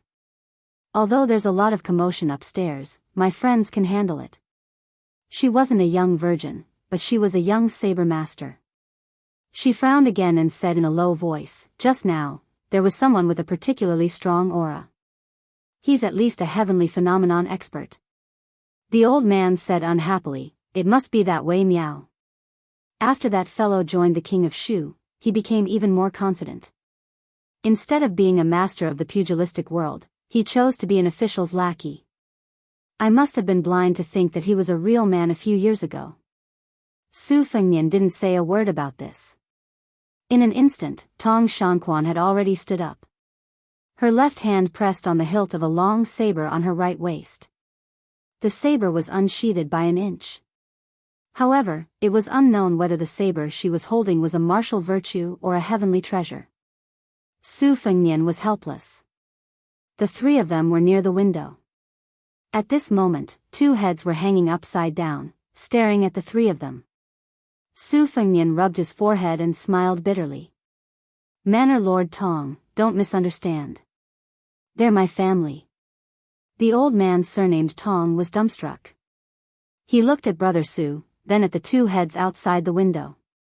Even with Tong Shanchuan's unwavering determination, his mouth was slightly agape. From this, it could be seen that Su Ying and Miss He weren't very well received, especially at night. Jia chuckled 3 times, curled his lips, and disappeared in a flash. Su Ying followed suit and chuckled 3 times before disappearing as well. The atmosphere was awkward. No one spoke.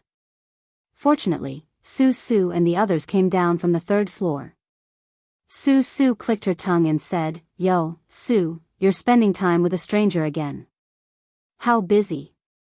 Then, Su raised her voice and said sincerely to Tong Shanquan, "Miss, please ignore that pervert. He already has 3 wives and 4 concubines. Even his children can climb trees and dig out bird nests." Su Fengnian laughed angrily. "Scram." Su gave him a thumbs up. "You teach me first." Su Fengnian pretended to get up, but Su simply ran away like a wisp of smoke. Wei Miao and the Miaojiang woman came downstairs after Su, Shui Songguan, and the swordsmith. The old man with the surname Tong turned his head and snorted coldly. This made Wei Miao, who wanted to greet the old man, continue to go downstairs. However, the Miaojiang woman with the enchanting figure threw a wink at Su Fengnian and did not forget to give him a thumbs up. The old man, who hadn't drunk a single drop of wine since Su Fengnian had entered the building, subconsciously reached out to pick up the wine jug. He shook it a little, but it was empty. After putting down the jug, he said unhappily, "Young Master Su, why don't you tell this old man everything? Tell me straight." Su Fengnian said seriously, "How about I drink 2 more jugs with you? Otherwise, I'm afraid I won't be able to drink anymore." The old man's face darkened. "I'm not drinking." Su Fengnian continued, "According to the restaurant's rules, if someone can drink 6 jugs of green ant wine in a day, they won't even charge for the food. I'll drink 1.5 jugs." The old man was indeed experienced. He immediately said decisively, "Then drink." This time, it was Tong Shanquan who rubbed his forehead. There were no more waiters on the 2nd floor. So, Su Fengnian had to personally go to the counter and rummage through the cabinets to get the 2 jugs of wine. He also got 2 plates of peanuts. He held the jug between his arms and held the plates with both hands. The only thing missing was a white cotton towel on his shoulders. When Tong Shanquan saw him like this, he asked in a low voice, "Grandpa, can this be that person?" At that time, the old man was just casually talking nonsense to his granddaughter. The corners of his mouth twitched, but he didn't say anything. Drinking was drinking, but silence was silence. Su Fengnian was bored to death. He would occasionally point at the table. After drinking 2 jugs of wine, the old man stood up shakily and said calmly, "I'm leaving." Su Fengnian nodded. "Then I won't see you out." The old man waved his hand and strode away. Su Fengnian looked at Tong Shanquan's back as he walked further and further away. He asked with a smile, "May I ask Miss Tong, which one is the 6th most famous blade in the world?" Tong Shanquan stopped in his tracks. His right hand gently touched the hilt of a long blade at his waist. Su Fengnian said slowly, "A sharp blade cuts through the water. The blade doesn't damage the blade, and the water doesn't leave a trace." Tong Shanquan said the same thing when he met Su Fengnian before. "Thank you." The autumn of the 3rd year of Jianghu was particularly eventful. The king of Yanqi, Zhao Bing, and the king of Shu, Chen Jibao, raised their troops together. Half of the territory south of Guangling River fell. The Liang imperial court had no choice but to let Lu Xingxiang and Wu Zhongshuan lead troops south again. The assistant minister of the Ministry of War, Su Gong, replaced Kai Nan, who had resigned due to illness. He was in charge of controlling the northern border army between Beiliang and the 2 Liao provinces. The imperial court conferred the king of Beiliang, Su Fengnian, as the pillar of the state. At the same time, he also conferred posthumous titles to Lu Jinu, Wang Lingbao, and all the heroes who died outside the Great Pass. He also made an exception and set up 2 deputy jingshi and jidushi in Beiliang. The former Liangzhou provincial governor, Lu Dongjiang, became the number 2 civil official in Beiliang. Su Beiji and Yang Xinxing were both deputy jidushi. In the Battle of Miyun Pass, Chao Wei and an originally unknown general surnamed Xia annihilated Zhong Tan's cavalry. Only Xia Zhoubo and Zhong Tan led a dozen or so Zhong family elite cavalry to break out of the encirclement. In this battle, they successfully forced Lan to a mountain, who had already accepted the title of Guoshi of Beimang, to change sides. 20,000 monk soldiers rushed to the aid of Qingsang city in Liuzhou. Yu Wandao led more than 10,000 light cavalry to bypass the gentleman's pavilion and several important border towns of Gusai prefecture. His lone army penetrated deep into Beimang's southern court hinterland and pointed at Shijing, shaking the two dynasties of Beimang. The Beimang royal court spread the news that after the empress heard about the crushing defeat at Miyun Pass, she was so angry that she fell ill and couldn't get up. Crown Prince Yeluhong temporarily took charge of the southern expedition. Yeluhong Kai, an elder of 3 dynasties, was given the title of Shijing's chief assistant, assisting His Highness the Crown Prince. Among them, Yelu Dongchuang, a member of the king's tent, was appointed as the right assistant minister of the Ministry of War in Shijing. At the same time, he was conferred the title of Zhengguo General, controlling 4 important military towns, including the Gentleman's Pavilion. Afterwards, the rebel army of the 2 kings of Liang did not immediately launch an attack to the north. Instead, they quickly nibbled away the vast territory south of the Guangling River. But just when the entire Liang officialdom and army mistakenly thought that the king of Yan was going to establish himself as the emperor, the Central Plains ushered in a huge and far-reaching shock. It was rumored that the 2 kings of Liang were going to raise the king of Jing'an, Zhao Sun, to the throne because of his loyalty to the orthodox Zhao family. The eyes and thoughts of the world were all focused on this series of shocking changes. Among them, the crown prince of Yanji, Zhao Zhu, was still calm and collected. He also did not pay attention to the small place in Liangzhou called Bei'an Town. On that night, behind the thick smell of blood, there was real blood. The real blood, there was no blood. On the contrary, it was the warmth of the past, the life and death of the past. On the second floor of a big restaurant, Su Fengnian sat alone on a bench, closing his eyes and taking a nap. When Su Fengnian opened his eyes, Lu Nerong was standing alone at the table. Seeing that she was not the woman he expected, the young king was relieved. Even if he was destined to meet the other woman, it was always good to meet her a little later. This was like His Royal Highness who had returned from traveling Jianghu. He knew that Su Shao was starting to grow old, but it was better to be slower. Chapter 1869. Looking at the leader of the fish dragons, Su Fengnian said softly, "Sit down." Lu Nerong nodded and sat opposite him. Su Fengnian asked with a smile, "Do you feel tired?" Lu Nerong smiled. She looked tired, but her eyes were bright. "Probably a little more relaxed than you." Su Fengnian poured a glass of wine for Lu Nerong and joked, "I won't persuade you to drink. You're really casual. It's not appropriate for a man and a woman to get drunk." Lu Nerong dismissed it with a smile. She didn't pretend to drink it all in one gulp. She just took a small sip. When the meaning was there, the meaning was there. Su Fengnian didn't drink. Instead, he put his hands in his sleeves and said slowly, "Hot, annoyed, and cool, but only in the state of mind.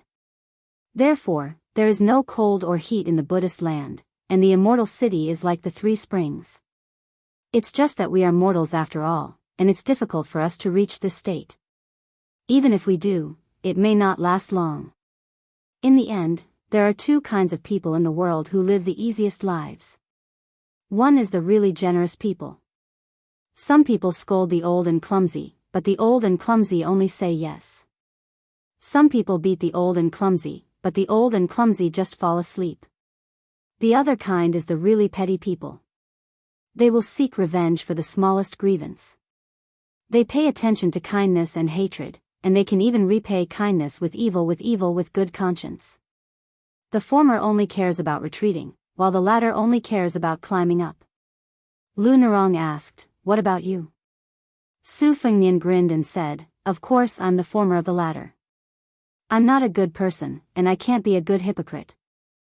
I can't rely on either side. So I'm very depressed at the moment." Lu Nerong was not amused. Instead, she lowered her head and said in a low voice, "The fish dragons." Su Fengnian interrupted her and said, do you know why I want you to be the leader of the fish dragons? You may think that I need an additional source of soldiers, or that I've been coveting your beauty for a long time. Lu Narong, who didn't know whether to laugh or cry, looked up and found that his expression was actually very serious. Su Fengnian said calmly, none of them. My original idea was very simple. I felt that the Jianghu of Biyao needed 1 or 2 heroines like the one I had envisioned when I was young.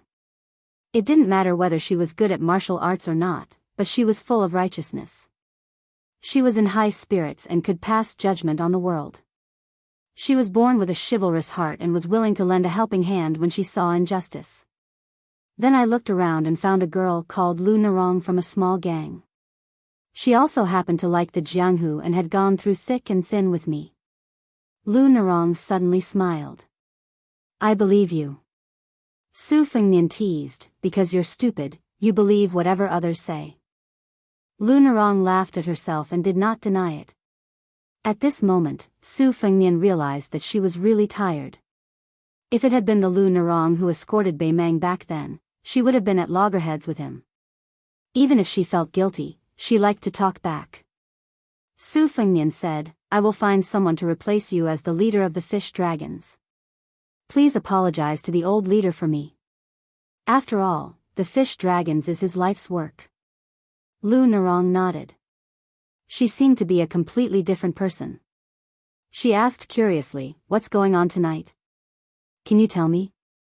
River crossing dragon, Great Lake flood dragon, wild mountain python, cave snake, and pond carp. I feel like I've gathered all of them. Su Fengnian smiled and said, why can't I tell you? When I was still the heir of Biyao, there weren't many fools who were willing to go to Mount Qingliang to seek trouble. After I became a prince and a martial arts grandmaster, the majority of the spring and autumn period survivors who hid in Biyao were close to despair and gave up. Since they couldn't go to Mount Qingliang to assassinate me and couldn't throw away their lives in vain under the watchful eyes of the cavalry outside the pass, what could they do? They could only resentfully wait for death. Afterwards, the fish dragons rose rapidly. At the time, there were rumors that I had an ambiguous relationship with you. Naturally, there were many people who made a last resort and infiltrated the fish dragons, waiting for an opportunity to make a move. The second shopkeeper of this restaurant, Guoxian, was one of them. His real name was Guo Xuanxiang, a descendant of the martyrs of Northern Han. His father and Fan Xiaochai's grandfather were both pillars of the country. One was scholarly and the other was martial arts. However, even Fu Shuifang didn't expect that the Guo family's youngest son, whose corpse had been identified, would still be alive. Moreover, he was right under our noses. As for the consecrated member of your fish dragons who attempted to smash the head of the ribbon sealing bureau's eunuch into mush, he was even more deeply hidden. Even the sacrificial warrior from the eagle raising room who stayed by your side under the alias of Qi Hanshi has not been able to uncover his true identity. Now that he is dead, it will be difficult to follow the vine to the melon. That middle-aged man who claimed to be from the Song family of Chongshan was born into one of the prominent families of the old Southern Tang. Although the destruction of the Southern Tang was caused by Gu Jiantang, I presume that the Song family had a reason for placing the blame on me. Those 4 assassins should have come from a sect called the Deer Reaping House. Their style is distinct and cannot be underestimated. I believe that while the survivors of the spring and autumn period may be able to invite ordinary assassins from the Deer Reaping House, they definitely wouldn't be able to invite that level of elite sacrificial warriors. Therefore, it's hard to say how deep the secret behind this is, but it's definitely not shallow. At this point, Su Fengnian smiled faintly, as if he had noticed that there were still some peanuts left on the plate. He took one out of his sleeve and tossed it into his mouth. I won't care about the others for now, but since this Deer Reaping House has the guts to establish a sect in Jianghu and dares to swagger over to Biyao to arm wrestle with me, then I'll take it as accepting a life-or-death battle invitation. Lu Narong was puzzled. You're going to visit them in person? Su Fengnian couldn't help but laugh. The Battle of Liangmang is imminent. Why would I go to the Central Plains? However, back then, the Wu family's sword mound sent hundreds of cavalry and swords to Liangmang, and they were all under my command. Not all of the swordsmen were willing to die outside the pass. Moreover, many of them wanted to return to their homeland. There were about 20 of them. Originally, I wanted them to symbolically go to the gourd mouth of Yuzhou to kill once or twice. Each of them could kill 100 enemies, and that would be a way out for both sides. Now. Lu Narong also bent over to pick up a peanut and put it into her mouth. You want the 20 cavalry of the Wu family to go directly to the deer reaping house to cause trouble?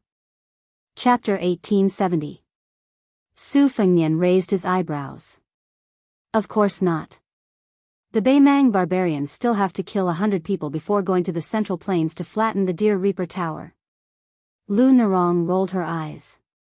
You sure know how to do business. Su Fengnian snorted. This is called swallows holding mud in their mouths.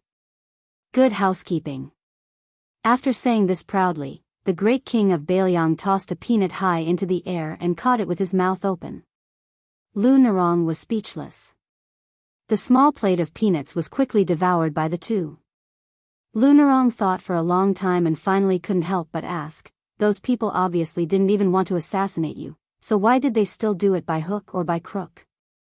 Don't they know that once Biyao and Liang become enemies, not only will the Biyao cavalry suffer, but also the people of the Central Plains? Su Fengnian waved his hand and said casually, didn't I tell Guoshuanshang earlier upstairs that some things can be justified by both sides? This kind of reasoning doesn't work. Lu Narong's face darkened. She wanted to say something but stopped. She could only sigh. Su Fengnian thought for a while and said slowly, some people really have nothing left. They're just hanging on by their last breath. If you want them to swallow that last breath, it's worse than killing them. So what can you say? You haven't experienced the spring and autumn war, so some things are harder to understand. As for me, it's only because I'm my father's son that I have more than you. No matter what, the grudges of my father's generation are there. It's only right for the son to pay the father's debts. However, if someone really has the ability to kill me, I'll admit it. If they don't, then don't blame me for killing faster. It's always a good thing to think deeply, but it's also not a bad thing to solve problems in a simple way. Lu Narong asked, you're talking about these things so calmly? Su Fengnian said unhappily, what else can I do? Others are about to stab me with a knife, and I still have to ask those heroes to put down their knives first, and talk about how it's better to squash enmity than keep it alive? It was clearly a waste of energy, and his heart was tired. What was the point? I've thought it through a long time ago. It's not worth getting angry over this kind of thing. Otherwise, with my petty temper, I would have long been driven mad by those bastards who died more righteously than the other. Lu Narong had a strange look on her face. Su Fengnian was somewhat resentful. Suddenly, he blinked and patted the cold saber on his waist. Su Shao left this for me. Who am I afraid of? At the very least, even if I were to die from anger one day, I would definitely die after those people, at least 100 years later. Lu Narong yawned. Su Fengnian got up and said with concern, you should sleep early. Otherwise, there will be more wrinkles at the corner of your eyes. Lu Narong smiled and said, please. Get lost. Stay away. Su Fengnian gave her a thumbs up. This heroine is really a sentimental person. Without waiting for Su Fengnian to finish flattering, Lu Narong had already stood up. With her hands behind her back, she turned and left with light steps. It turned out that she was still wearing a ponytail as before. She swayed gently. Like a rippling river. Su Fengnian left the restaurant and walked on the street. The farther he went from the restaurant and brothel, the quieter it became. Then Su Fengnian saw that figure. He knew that she would wait for him, but he didn't want her to appear. His originally comfortable mood gradually became heavy. However, when Lin Hongyuan saw this young vassal king, he was still the guy who brought her countless nightmares by the spring god lake. He looked sloppy, but in fact, he was extremely shrewd and sinister. The two of them walked together. Although they were chatting, after all, both of their identities were there. It couldn't be trivial matters. Instead, it involved the recent trend of the Guangling Road War, Liang and Zhao Gou's strong infiltration of the current Jianghu, and the latest deployment of the two vast border armies under Gu Jiantang. In the end, it couldn't be said that they parted happily, but it also couldn't be said that they parted unhappily. In short, it was lukewarm. Su Fengnian was leaving Bay and town tonight, and Lin Hongyuan was returning to the inn in town. After that, she would participate in the Wudang Martial Arts Symposium as the Palace Master of the Dragon Palace.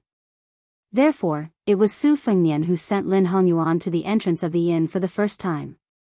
While the latter was flattered, her beautiful face was also full of resentment. You Su Fengnian don't want me to warm your bed, do you? Of course, Su Fengnian didn't have the leisure time. He turned and left. Lin Hongyuan had the thought of calling out to him, but in the end, she didn't speak. She looked at the slender figure that was gradually disappearing into the distance. He held the back of his head with both hands, leisurely. Previously in the restaurant, Su Fengnian and Lu Nerong had been frank and honest about many things. But there were some things that Su Fengnian didn't say. For example, why Lin Hongyuan and the other three would suddenly decide to meet you in Bay and town, why it happened to be when the eunuchs of the Ribbon Insignia Institute were staying at the Green Horse Post, and why you, Lu Nerong, happened to be delayed by a day on the road. Little beggar, you want to be the emperor, I know. Then why don't you come to Bailiang yourself, come here and treat me to a drink, and then directly tell me, brother, Zhao Zhu, will definitely sit on that dragon throne, how about it? But he didn't bring wine. It was Lin Hongyuan who had come to Bailiang. There was no banquet that didn't end in this world. After Su Fengnian walked out of Bay and town, he headed west. Su Ying and Miss He only followed from a distance. He went to a place where people rarely went. Su Fengnian, who was flying like a rainbow in the sky, suddenly floated to the ground, raised his arm high, and put two fingers together to form a sword, shouting, "Two-sleeved green snake." A bright sword aura rolled like a green dragon, especially stunning and spectacular in the deep night. Su Fengnian repeated the words, "Two-sleeved green snake," again and again. So between Bay and town and Liangzhou city, between heaven and earth, there were endless green rainbows. Sword aura rushed to the sky. I have a sword that burns the sun and spits out clouds, swallows the river and the moon. I have a sword that opens the earth with qi, and shakes the heavens. I have a sword that destroys mountains and shakes cities, and thousands of soldiers flee. When Su Fengnian approached Liangzhou city, the sweaty young king lay on the ground, panting desperately. Su Fengnian looked at the sky with all his might and grinned, "Without wine and beauties, I don't want to come to this world. Without fast sword friends, I don't want to stay in this Jianghu." Old man wearing a sheepskin coat, you said it well. Chapter 1871. Before Lu province was recognized by the Liang imperial court as the fourth province of Bailiang, Mount Qingliang had already started to build two large courier roads. They started from Qingyuan military town, which controlled the west gate of Liangzhou, and Jishou Pass, which was northwest of Lingzhou. They led to Qingsang City, where the provincial governor's mansion was located. The tragic Battle of Miyun Pass had just ended when three caravans entered Qingsang City under the protection of the elite cavalry and the men of sacrifice of the Fushui chamber. The backbone of the three carriages was the same. They were all provincial governors and generals of their respective provinces. They were fully deserving of their titles. Liangzhou had Shifu Baiyu, Yuzhou had Song Yan, Huang Fuji, and Lingzhou had Chang Sui and Han Laozhan. Of the six, 3 provincial governors had taken office in the third year of the auspicious talisman. This was especially true for Baiyu, the newly appointed provincial governor of Liangzhou. He had shocked the officials of the northern Liang Path. No one had expected that Mr. White Lotus of Mount Longhu would become a subject of the Su family. In comparison, Chang Sui, who was the disciple of Shangyin Academy's Dao master Han Guzi and Su Weisheng's senior brother, rose to become the provincial governor of Lingzhou in one step. As for Song Yan, who was originally from Lingzhou, he took advantage of the situation and became the #1 civil official in Yuzhou. Today, everyone in Bailiang knew that this ruthless official, who worshipped magic, was connected with the new Liang prince when he was temporarily the general of Lingzhou.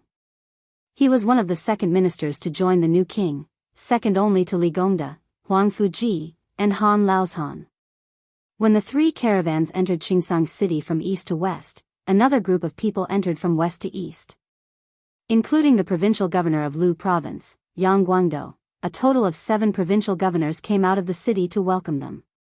In Beiliang, whether it was military or political, this was an extremely rare and high standard.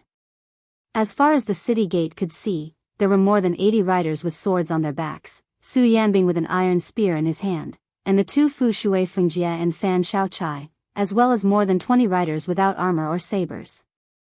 The caravan stopped outside the city gates. After the leading carriage lifted the curtain, a travel-worn young civil official jumped down. After greeting the provincial governors and generals with a smile, he turned to look at the second carriage and called out, "We've arrived." Following the line of sight of the young civil official, these Beiliang high-ranking officials who were secretly meeting in Qingsang City saw a man and a woman slowly getting off the carriage. They were not old and their appearances were not outstanding. The man was tall and had a Xianbei jade belt that was unique to the nobles of Beimang. The woman had a plump figure and there was an exquisite scented pouch on her waist that looked like lavender. It was embroidered with the pattern of a woman wearing a pipa. It was a pity that it was badly damaged. He looked at the west gate of Qingsang City with an indifferent expression. The 20 riders surrounding the carriage looked as if they were facing a great enemy. Every one of them was on high alert. Although these riders of unknown origin were unarmed and unarmed, they were veterans of hundreds of battles. They still chose to sit on the back of their horses and assumed a resolute posture, ready to charge at any time. If a rider died on the back of a horse, it would be a good death. The young man with the Xianbei jade belt on his waist said flatly in Beimang language, "Dismount." Although the riders were unwilling, they did not hesitate to dismount and land on the ground. Many of them were clearly injured, but each of them stood tall and straight. The 2 young men of similar age were both from Beimang and came from prominent backgrounds. However, their fates were completely different. The former was the grandson of the former king of Beimang's northern courtyard, Su Huainan. Now, he was visiting Su Beiji of Mount Lantua as the deputy provincial governor of Beiliang.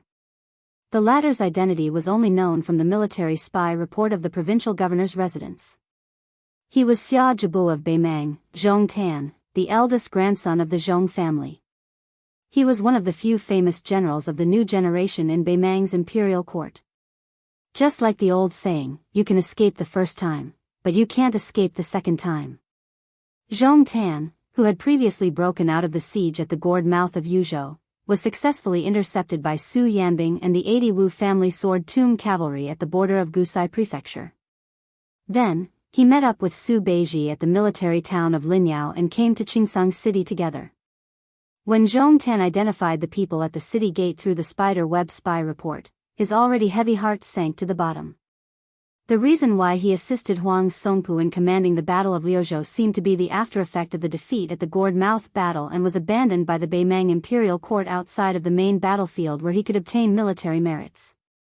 However, this time, not only did the Zhong family have high hopes for him to make a comeback, even the imperial court of Taiping also paid close attention to him.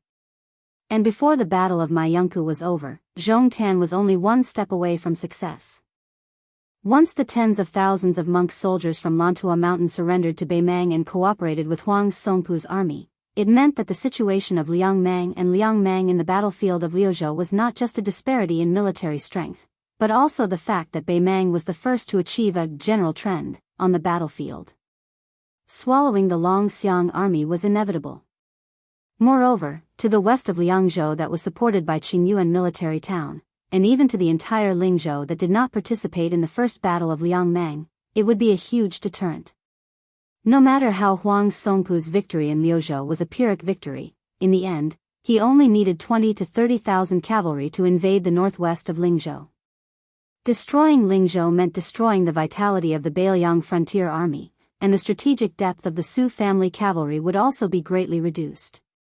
However, all of these became laughable ifs. Not only that, Zhong Tan also saw a group of Beiliang's top officials gathered here.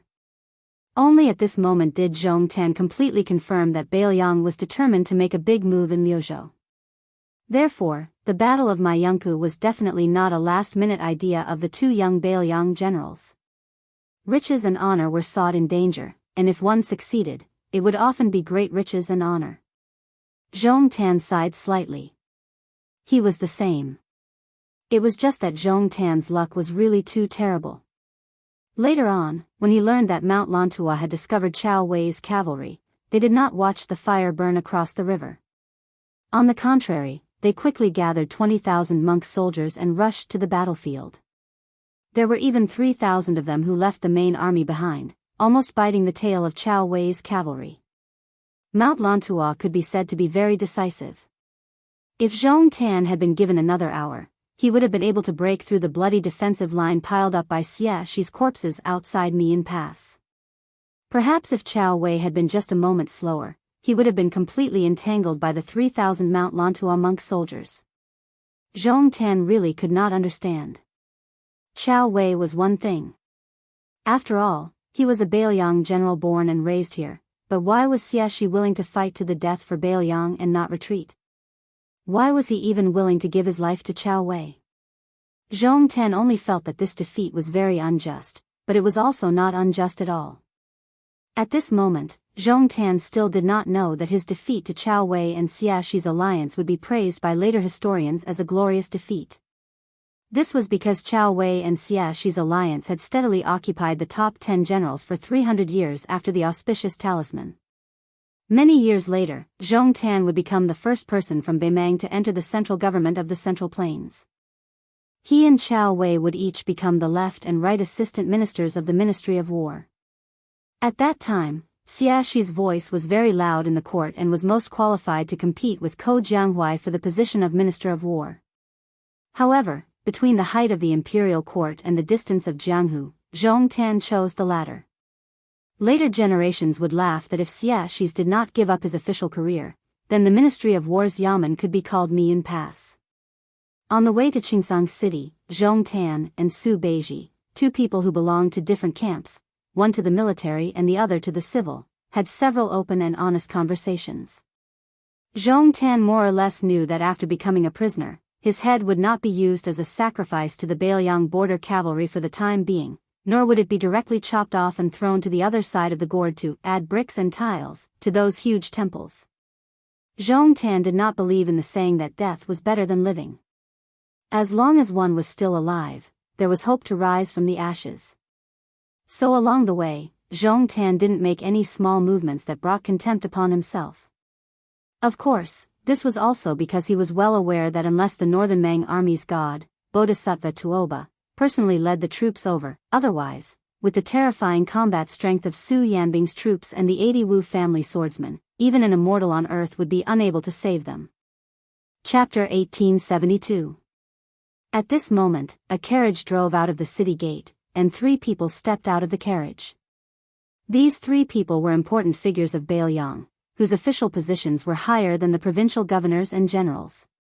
Biyao Deputy Administrator Song Dongming and Deputy Provincial Governor Yang Shenxing.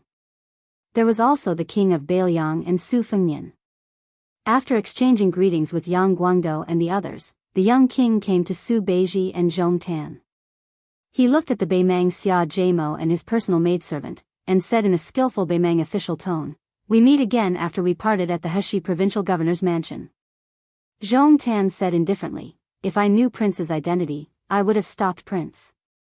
Su Fengnian shook his head and smiled, "Although my cultivation was not high at that time, even if you and this expert from the Princess Tomb tried to stop me, you might not have been able to stop me from escaping."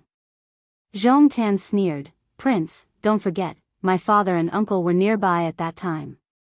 Su Fengnian said something inexplicable. "Let me say this first. I don't mean anything else. I've always been curious. You're called Zhong Tan, your brother's name is Zhong Gui, and your uncle's name is Zhong Liang. They all have 2 characters in their names. Why is your father named Zhong Shentong?" Zhong Tan frowned and did not answer this question. Su Fengnian had Song Dongming, Yang Shenxing, and the provincial governors and generals go to the Liuzhou provincial governor's mansion first, while he pulled Zhong Tan and Su Beiji into the city on foot. The young king and the youngest deputy provincial governor of Liang walked side by side. Zhong Tan and his maidservant Lu Daogu followed closely behind. Zhong Tan looked at the back and asked directly, Prince, may I ask if I am dead or alive? When will I die, and how long can I live? Su Fengnian did not turn around. He smiled and said, that depends on you. Zhong Tan said in a deep voice, if your highness wants me to persuade the Zhong family to change sides before the battle, you're overestimating my influence and underestimating my Zhong family style.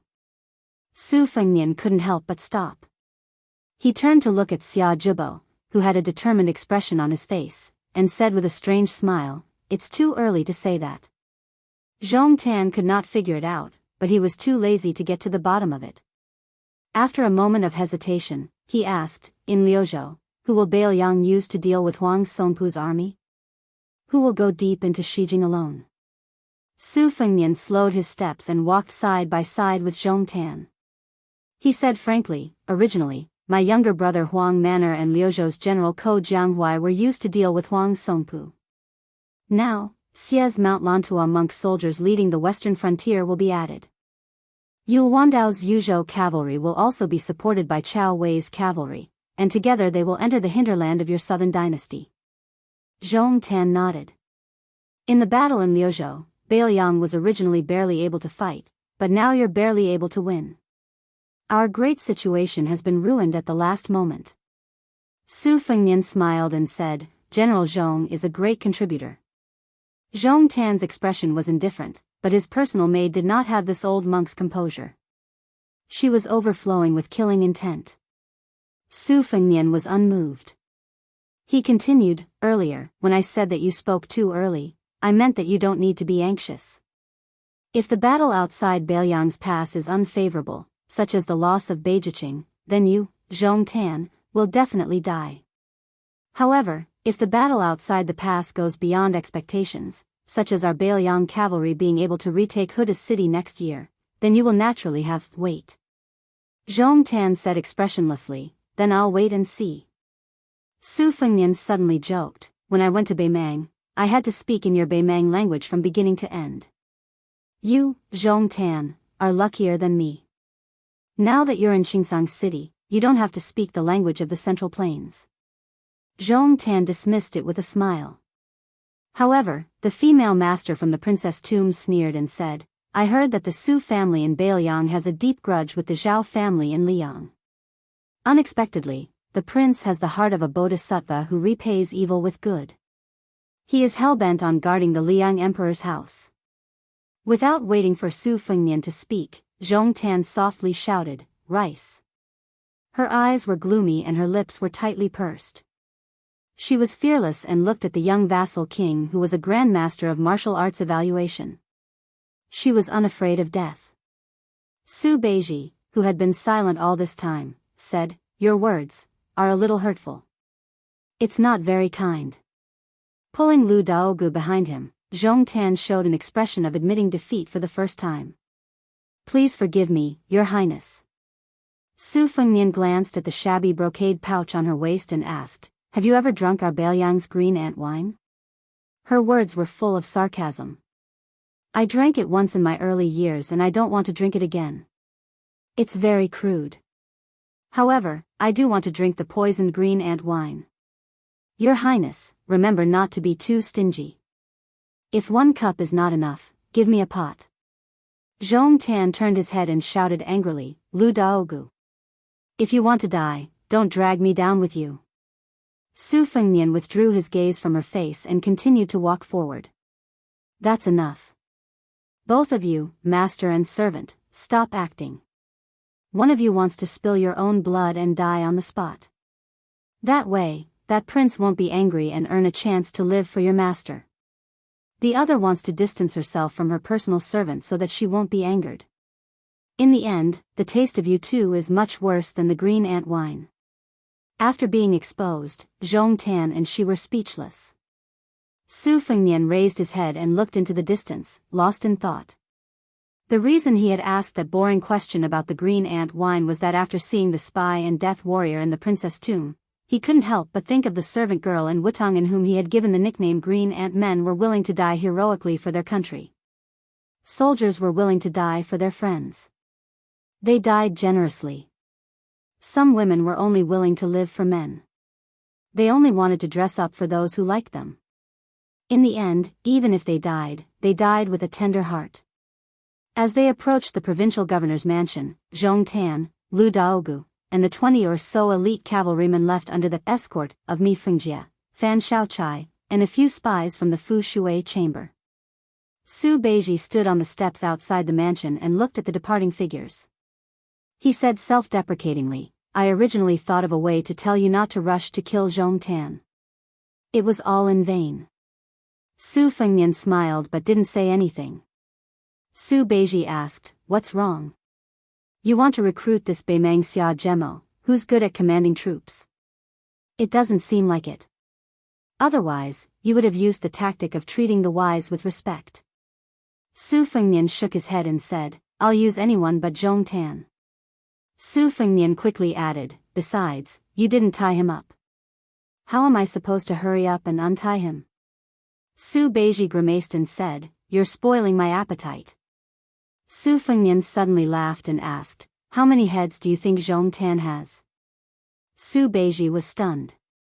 He rolled his eyes and said, "Are you kidding? It's not funny at all."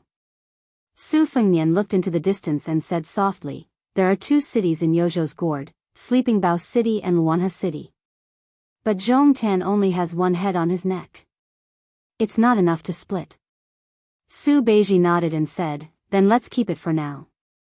In any case, it might be useful in the future. If Beimang is really forced into internal strife by us, Zhong Tan's Zhong family can really add fuel to the fire." Su Fengnian grunted in agreement.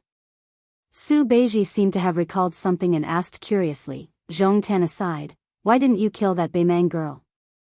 Are you taking pity on her because she's a woman? I have to say something about you. That maid's looks are so mediocre. Can you really do it?" Su Fengnian said helplessly, "That's not very kind of you to say." Soon, this persimmon grabbed Zhu Zi's shoulder and said cheekily, "Didn't you realize that the girl was sweating profusely even though she looked like she was ready to die? Also, didn't you notice that I was emitting such a strong killing intent? I almost couldn't help but remind you, my killing intent is too strong, get out of my way."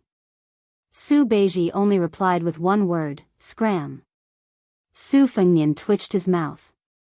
Su Beiji retracted his expression and said softly, "Zhong Tan said something very interesting. Let's wait and see."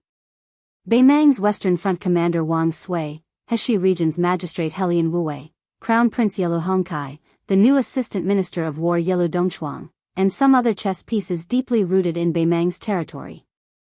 Now, there's the Zhong family. It's really...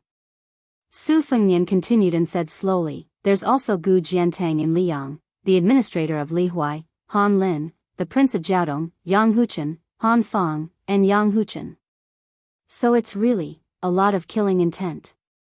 The entire world was filled with killing intent. Chapter 1873. Because Fuyu town at the foot of Mount Wudong was the starting point of the South Mountain Road of Burning Incense, and because it was rumored to be the place where Qi Jiajie's 10,000-mile sword strike ended, and because it was close to the Wudong martial arts competition, this originally unknown town suddenly became very lively. The big and small Taoist temples on Mount Wudong were already overcrowded, so many low-class rooms in Fuyu town were sold at a high price, and the restaurant business was even more profitable. Some Jianghu people who came from afar were surprised when they recognized Yuqi Liangfu, the owner of the Snow Mountain Villa, on the street, but when they entered the restaurant, they were surprised to find Zhang Chunlin, the young owner of Yuyan Mountain Villa, sitting 2 tables next to them.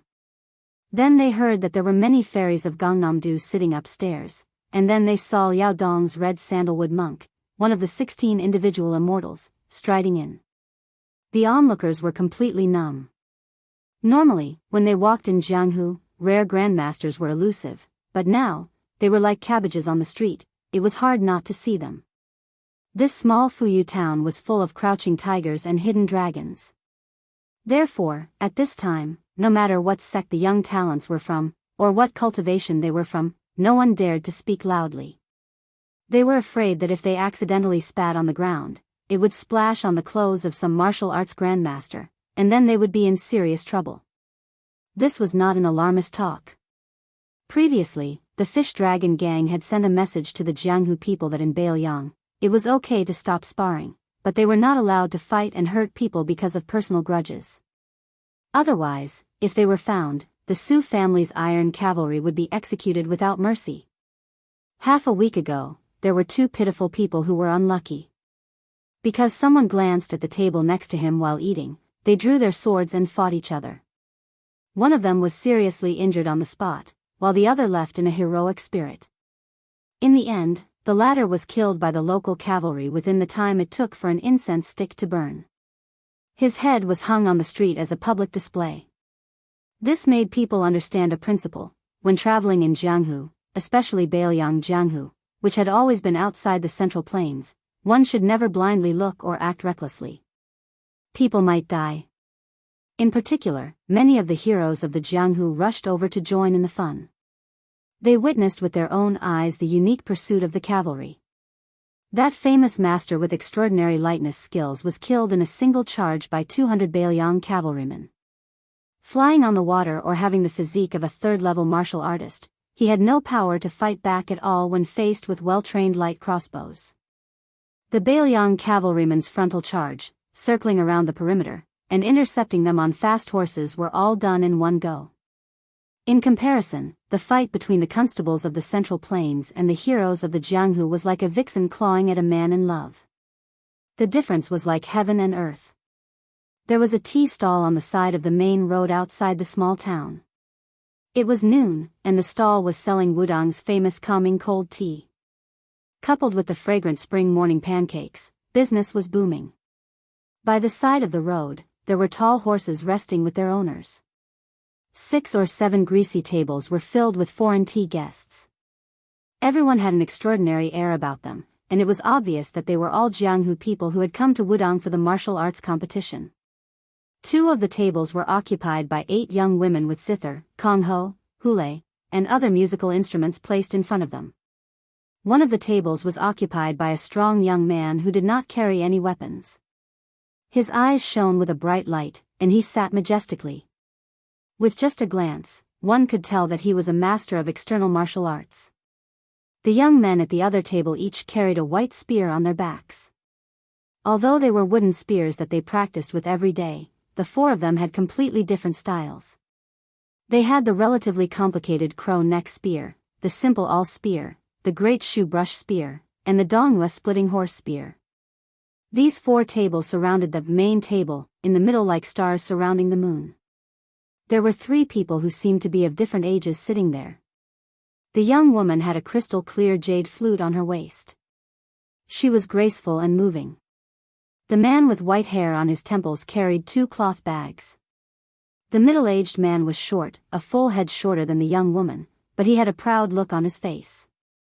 The other 2 tables were probably outsiders to these 5 tables.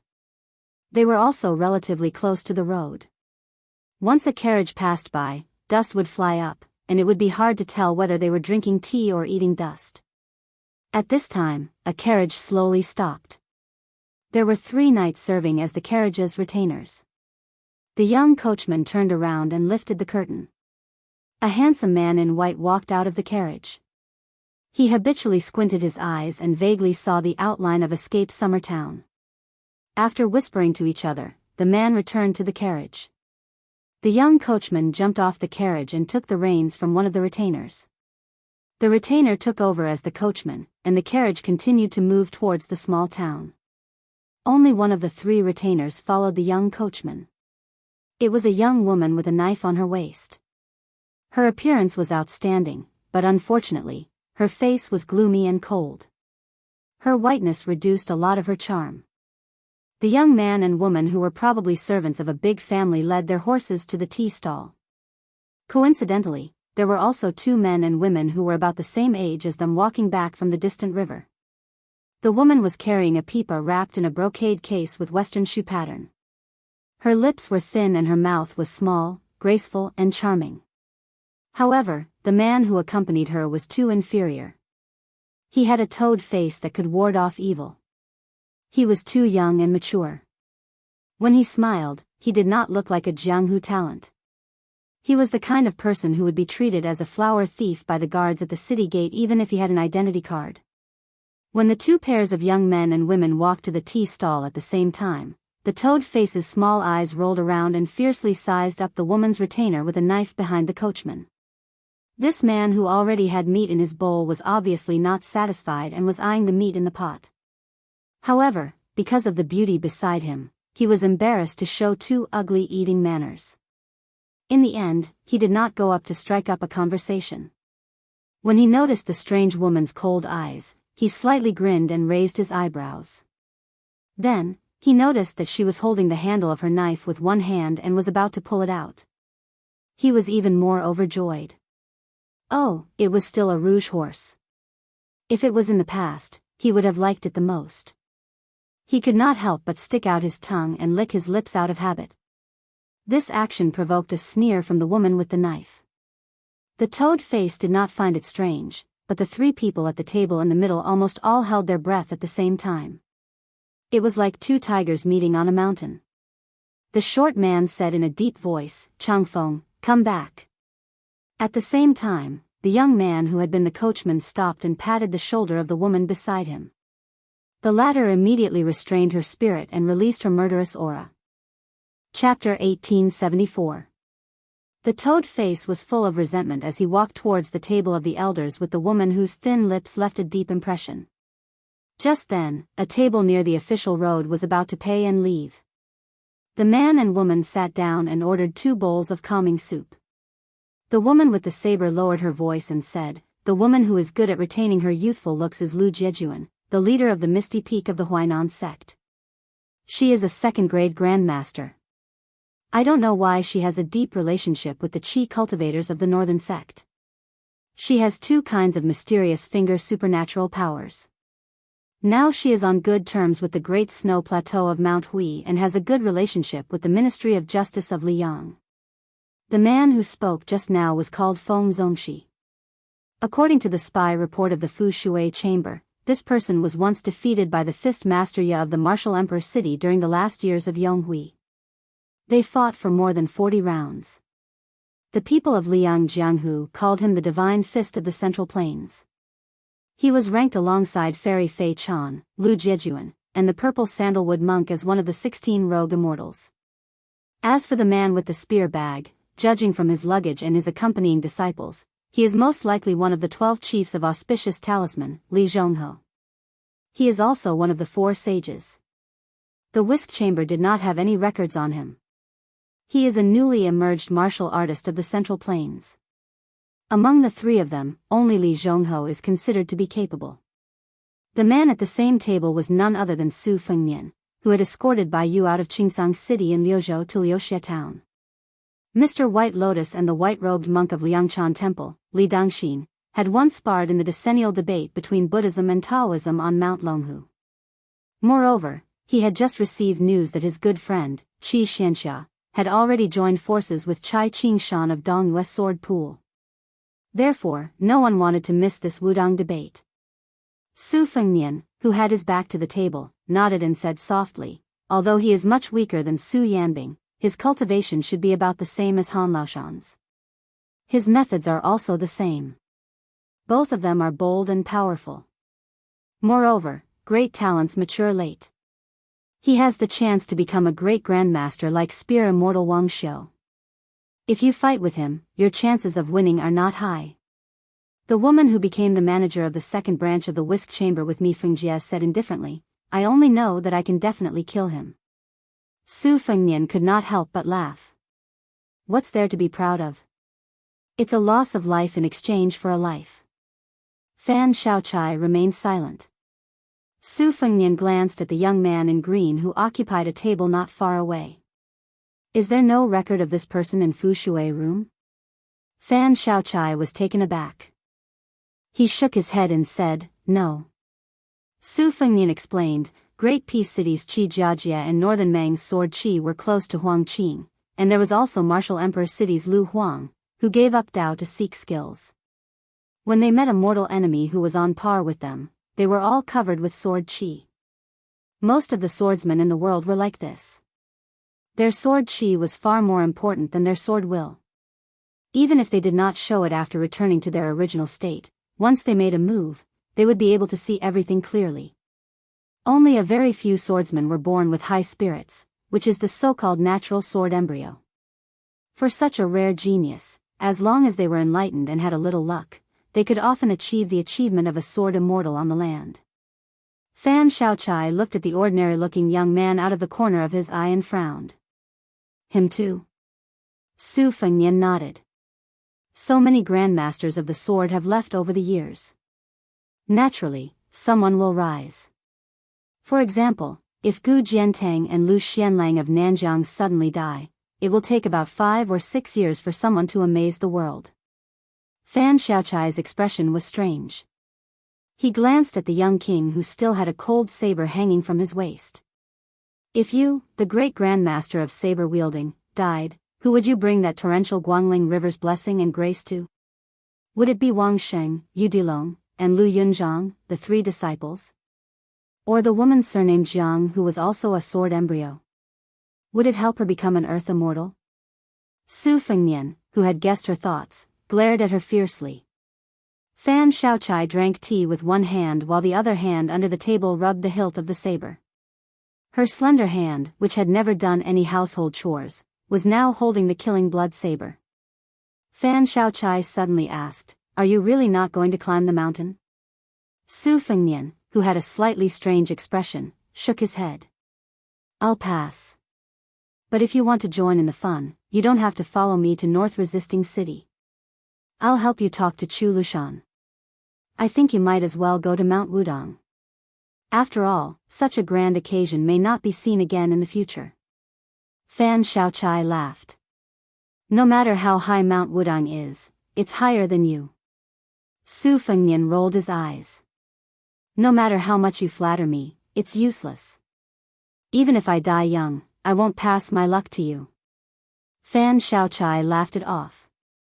After drinking that bowl of calming soup, she really did have a sense of calmness. Fan Shaochai suddenly tightened his grip on the hilt of his saber, his aura surging. Even the toad-faced man in the distance could feel his strong killing intent. This was Fan Shaochai's style. If she wanted to kill someone, she would always do it openly. There was no victory or defeat, only life or death. The young swordsman, whose strength she couldn't see through, stood up and walked towards them with a cup of tea. He sat down without any courtesy, facing the young lord. Su Fengnian smiled and didn't say anything. He didn't mind that the unknown swordsman had taken the liberty to disturb him. After the man sat down, his expression was solemn. He said seriously, "I didn't expect there to be a man as handsome as me in this world. Nice to meet you." Fan Shaochai couldn't help but twitch her mouth. She had seen shameless people before, but she had never seen such a shameless person in her life. Then the man turned to stare at Fan Shaochai. "Miss, your saber is good, and your saber skills are even better. Unfortunately, your saber power is not satisfactory." Fan Shaochai smiled. "Oh." The man raised the teacup in his hand like a private school teacher. He said methodically, "In my hometown, there is a blue and white porcelain cup that is popular with the ladies of noble families. When held in the hand, the slightly slanted edge of the cup is pressed against the edge of the hand. The cup's size and weight are just right, and it fits the hand well. Therefore, it is known to be a pressure cup. Whether it's tea or wine, it can be pressed against a woman's body. On the other hand, your innate physique is not outstanding. You only relied on your family's teachings and the foundation of your sect to achieve your current level of cultivation. But in the long run, it will inevitably harm your body. You must know that momentum are the most important things. Your cultivation, however, is the opposite. It's like a woman with a mediocre capacity pretending to be bold and drinking from a big bowl. It's not a long-term solution." Fan Shaochai said flatly, "Are you my father?" The man thought for a moment and said calmly, "Of course not, but I can be your husband." Su Fengnian, who drank tea much slower than Fan Shaochai, almost spat out the tea in his mouth when he heard this. Fan Shaochai smiled slightly, as if she was not angry at this lecher's licentious words. But her saber was already unsheathed. The man had been holding the cup in his right hand and resting his left hand on his knee under the table. At this moment, he suddenly raised his left hand high. It was clearly a casual and ordinary movement, but it made the head of the Whispering Room's assassins, who were numb to killing, feel their scalps go numb. They felt as if they were hallucinating. When the saber was unsheathed, it meant death. Chapter 1875. Fan Xiaochai's saber-wielding hand trembled slightly. Even against Mi Fengjie, who was superior in both martial cultivation and experience, Fan Xiaochai had never felt such fear. More importantly, she had never feared death. The young swordsman did not take advantage of the situation to attack. He only turned to the owner of the tea stall and shouted, "Add 3 bowls of calming soup." Su Fengnian smiled. Impressive. Su Fengnian said to Fan Xiaochai, "Don't be nervous. This young master has no ill intentions." Fan Xiaochai's face was pale, her eyes gloomy. When the owner of the tea stall placed the 3 bowls of calming soup on the table, the man nodded. "Of course I have no ill intentions. Ever since I entered the Jianghu, I've always thought that I would become a divine couple with that Xianyuan Zi of Mount Hui's great snow plains. But after seeing this young lady, I feel that she will definitely miss out on a good match like me." Su Fengnian had to repeat, "Impressive." The man then turned to Fan Xiaochai and said considerately, "It's fine if you want to kill me, but it's best if you drink the tea and find a secluded and spacious place. When the time comes, I won't retaliate and will let you attack me." Fan Xiaochai took a deep breath, her fingers gripping the hilt of her saber tightly. She gnashed her teeth. "Are you courting death?" The man gave an unexpected answer. His expression was incomparably serious. "I'm looking for you." Fan Xiaochai's eyes were filled with the determination to face death. She pulled out her saber without a care for anything else. Just as the tip of her saber was about to be completely exposed, her aura reached its peak. The young swordsman, who had been expressionless all this time, smiled for the first time. He leaned slightly forward towards Fan Xiaochai and pointed 2 fingers of his left hand at the space between Fan Xiaochai's eyebrows, stopping just an inch away from her. There was a great deal of meaning in this movement. Fan Xiaochai quickly leaned back in an attempt to avoid the attack. But the man released his fingers and gently pressed his palm on her shoulder. Shocking crimson blood seeped out of the corner of Fan Xiaochai's mouth. Su Fengnian narrowed his eyes. This move of his was truly impressive. It wasn't because of the amazement of his moves or his aura, but because of the depth of his intentions. Fan Xiaochai raised his arm and casually wiped away the blood. The young swordsman was still holding her shoulder. He stopped smiling and said earnestly, "Miss, when it comes to imposing manner, righteousness is the same as evil and evil. The difference is that the former is like this post road where several riders can walk side by side. The latter is like a single plank bridge where there is only enough space to stand on. It is not easy to turn around. People's depression is heavy and it is hard to get rid of it. Why is there a saying that the people of the world have to speak their mind? That was the logic. Our martial arts cultivation, whether it's the saber, the sword, or the fist technique, is a long-term thing. How can you reach the top in one go? Even if you're an immortal on Earth, you still need to take a breath of fresh air when fighting to the death." Fan Xiaochai's lips were tightly shut. In fact, at this moment, her mouth was already full of blood, and she couldn't even say the word "scram." But she still didn't want to spit it out. If Su Fengnian, the king of Biyao, was the person she wanted to kill the most in her life, then this fellow who had been kicked in the head more than once by a donkey was second.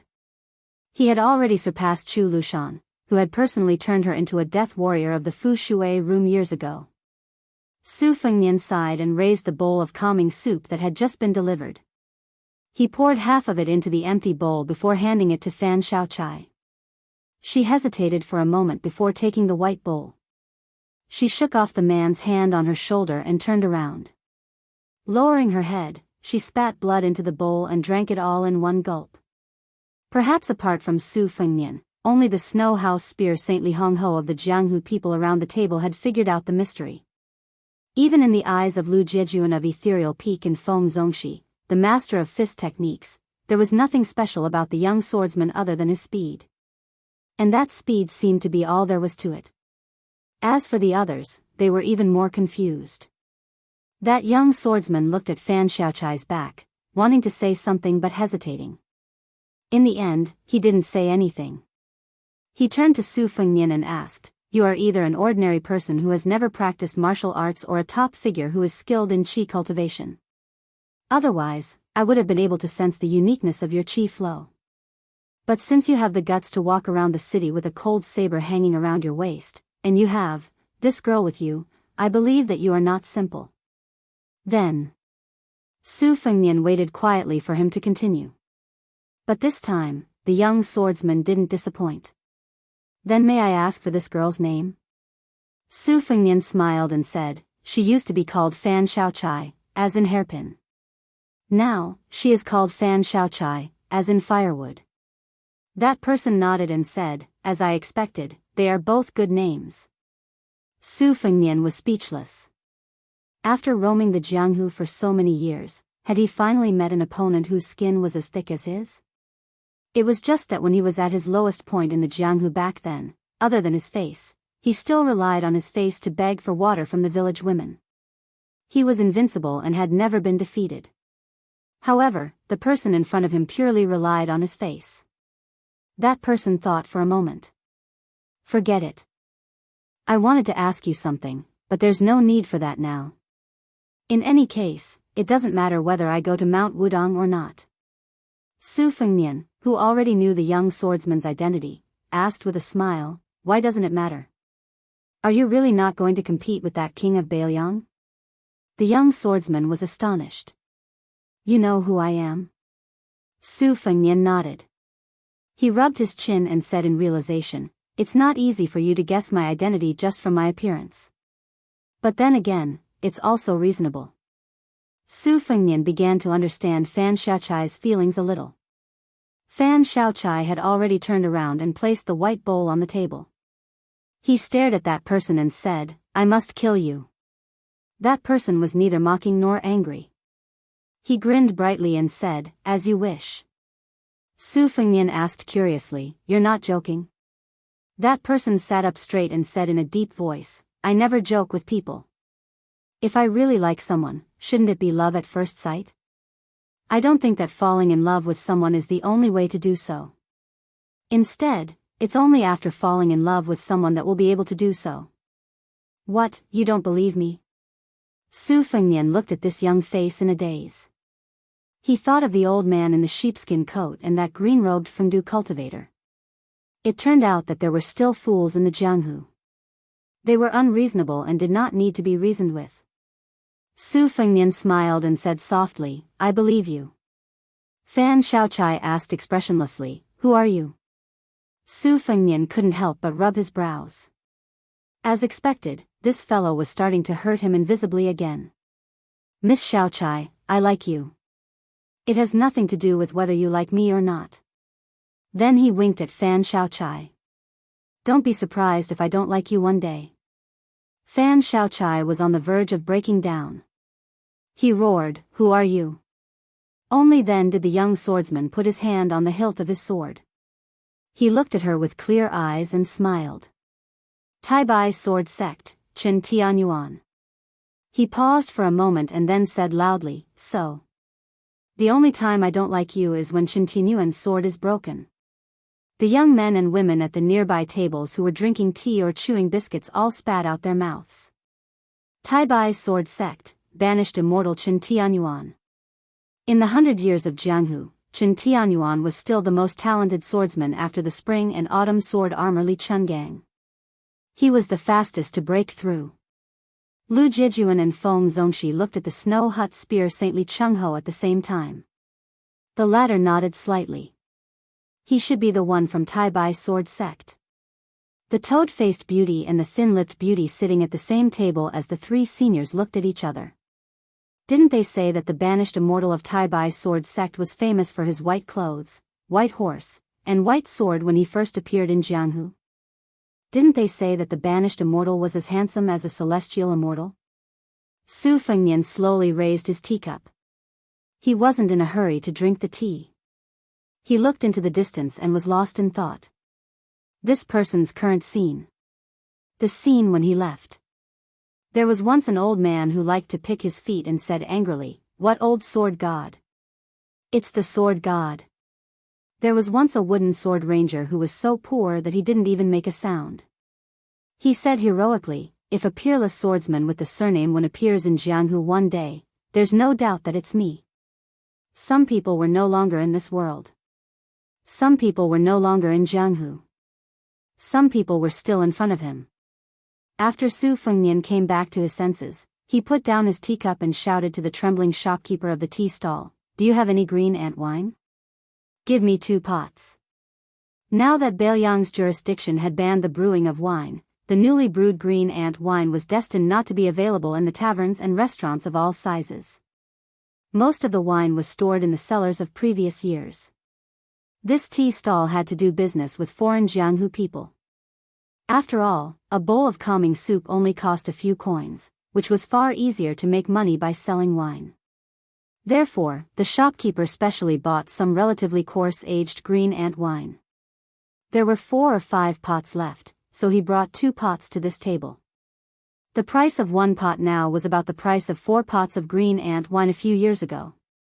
Fortunately, Biyao didn't have the habit of diluting water. Green ant wine was good and bad, but they were all authentic.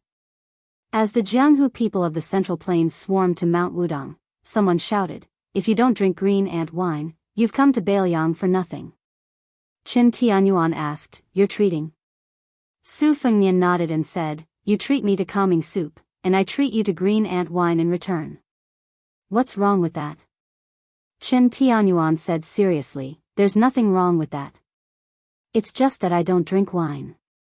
Su Fengnian said in surprise, "There's a swordsman in the world who doesn't drink wine?" Qin Tianyuan pointed at himself and said matter-of-factly, "I'm one." Su Fengnian looked at the 2 pots of green ant wine on the table and felt a little embarrassed. Chapter 1876.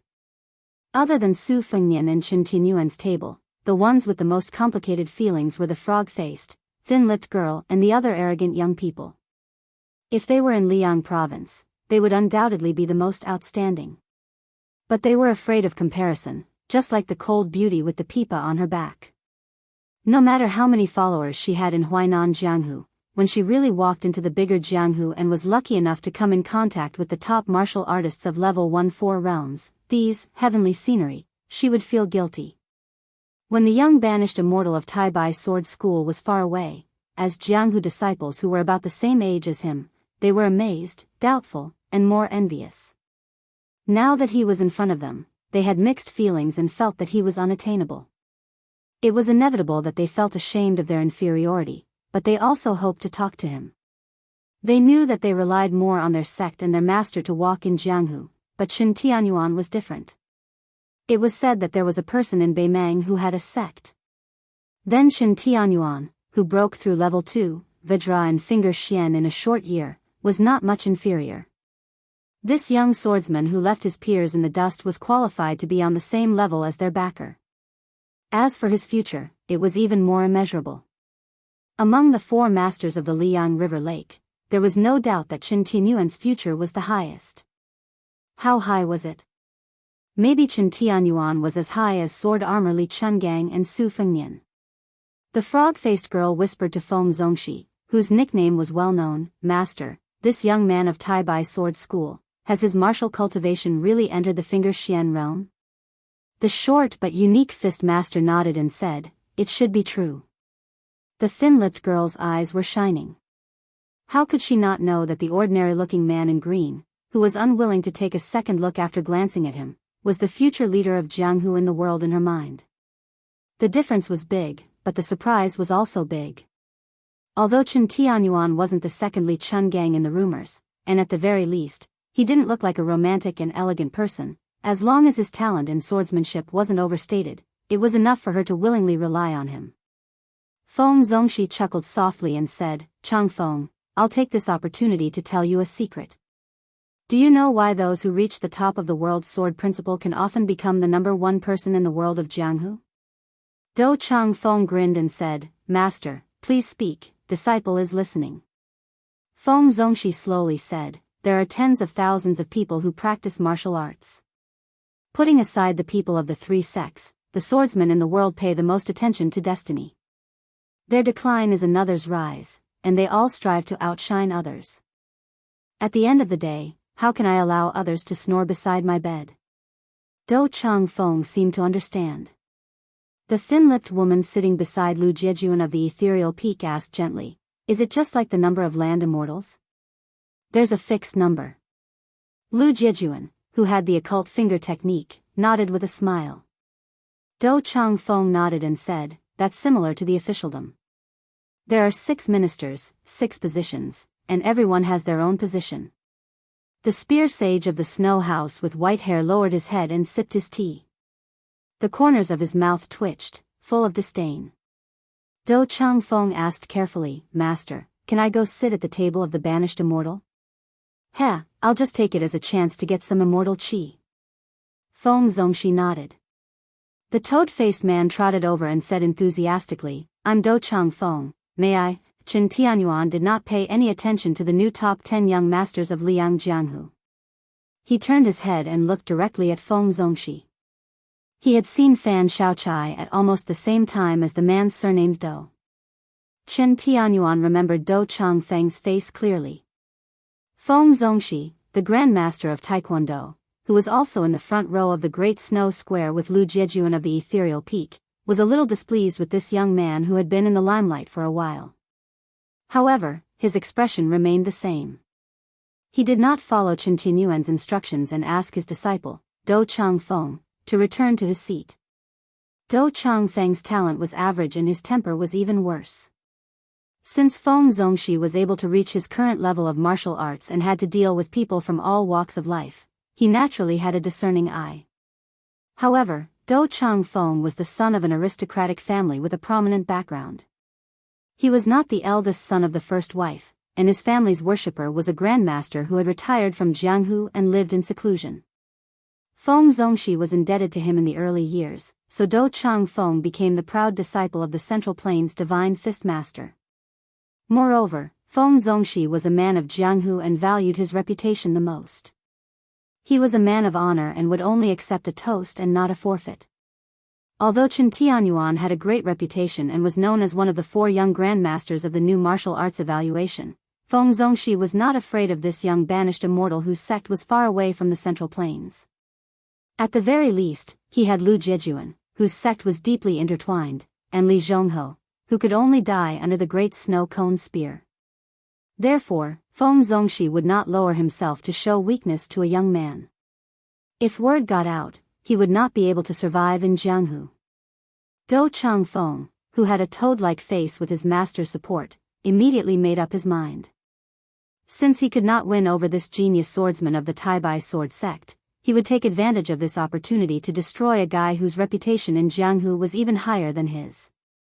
Chen Tianyuan, who was dressed in a green robe, slowly stood up and said calmly, from today onwards, my sword will be renamed Firewood. Obviously, this sentence was only for Fan Shaochai. Su Fengnian held back his laughter and glanced at her. Fan Shaochai seemed to be completely indifferent. Chapter 1877. Feng Zongxi frowned. If it was an unwritten rule in the Chinese world of Jianghu, if there was not a great disparity in strength between the two parties involved in a conflict and both parties knew each other well, they would definitely sit down and talk. It was also fine if they did not sit down. Even if they still had to fight in the end, they would still stand and talk first. He did not expect that this rising star did not understand that etiquette at all. Do Changfeng wanted to see the world in chaos. He fanned the flames and said, Young Master Chen, I don't mean anything else. Why won't you give me face? Fine, even if you don't want to know me, I'll take it as my unrequited love. But my master, the leader of the Snow Hut sect, and Fairy Facian are all here. Why do you have to say the name of your sword and be so aggressive? Chen Tianyuan, who had his back to Fan Shaochai, said softly, Don't worry, I won't lose. Su Fengnian could not help but laugh. Don't you know that Fan Shaochai wants you to be hacked to death? After the young man who held up an entire sect by himself said this, his aura changed completely. He did not even hold the hilt of his sword. There was no sword aura around him. But his sword aura was soaring. 3 feet above his waist. Like a river. Su Fengnian looked up in the direction of the great lotus peak of Wudang Mountain. He felt a headache coming on. At this moment, Feng Zhongshi's expression finally changed. He thought that he had overestimated this sword Dao banished immortal, but now he knew that he had underestimated him. Even Lu Jiejuan of the Misty Peak, who was in her 50s but looked like she was 18, had to stand up and act as a mediator. She said in a hoarse voice, "Young Master Chen, it's fate that we met by chance. Why do you have to fight?" Chen Tianyuan said in a low voice, "I have the reason. The sword is at my waist." Lu Jiejuan smiled bitterly and said nothing. Young people really did not know the depth of the Jianghu. So what if you defeated this Central Plains divine fist? Feng Zhongxi had worked hard in the Liang River Lake for 30 years before he managed to accumulate his current reputation. It could be said that he had friends all over the country, especially the great steward of the Great Snow Plains, Huang Fangfua. Since Tai Bai Sword Clan had already become one of the 10 great sects, they would definitely be involved with the Chinese plains in the future. Tai Bai Sword Clan, which was located in a corner of the world, did not have any geographical advantage. Once they became enemies with Feng Zhongxi, they would not have to worry about the sects of the Chinese plains, the local government, or even the Ministry of Justice in Great Peace City harboring prejudice against Tai Bai Sword Clan.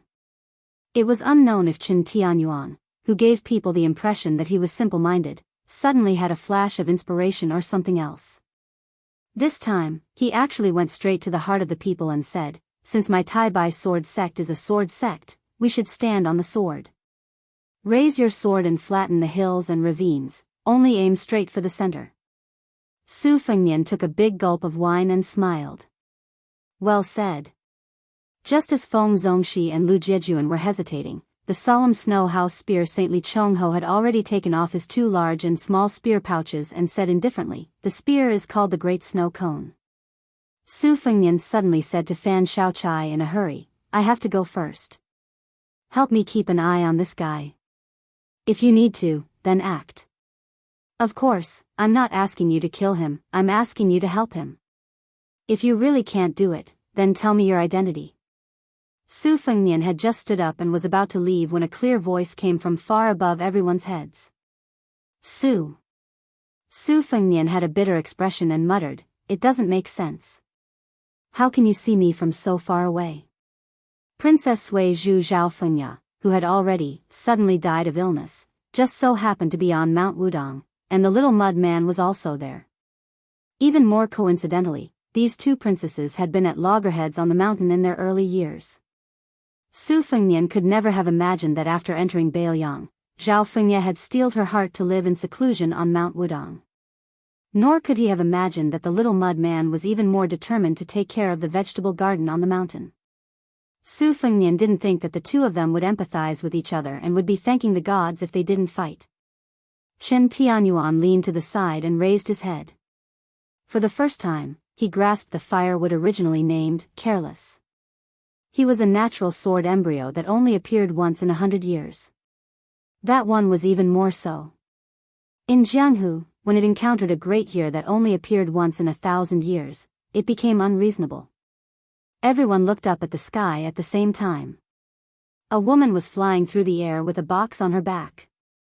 She broke through the vast sea of clouds from Big Lotus Peak and flew over like an immortal descending to the mortal world. The old people always said that in Jianghu, one had to pay attention to style. With her style, she probably couldn't be any more impressive. A sword immortal of the land, flying 1,000 miles on her sword, traveling to Kunlun in the morning and arriving at the Eastern Sea in the evening. However, this female sword immortal's actions after landing in front of everyone's dumbfounded eyes were even more shocking. She didn't continue to ride her sword back into the box like an immortal. Instead, she held the great Liang dragon sparrow sword and pointed the tip of the sword at a guy who was forcing a smile. She said angrily, "Trying to run?" The guy sat back down on the bench and said confidently, "How is that possible? I was just thinking of bringing you a bottle of green ant wine." she widened her eyes. He stared back at her without showing any signs of fear. Her face was flushed red and she was fuming. They stared at each other. There was a large group of people beside them who were also staring with their eyes wide open. Finally, she glanced at the unopened bottle of green ant wine on the table and said with a straight face, "You can pay the bill yourself." Su Fengnian said with a cheeky smile, "I know that you like to bring money with you when you go out. Lend it to me first and I'll return it to you later."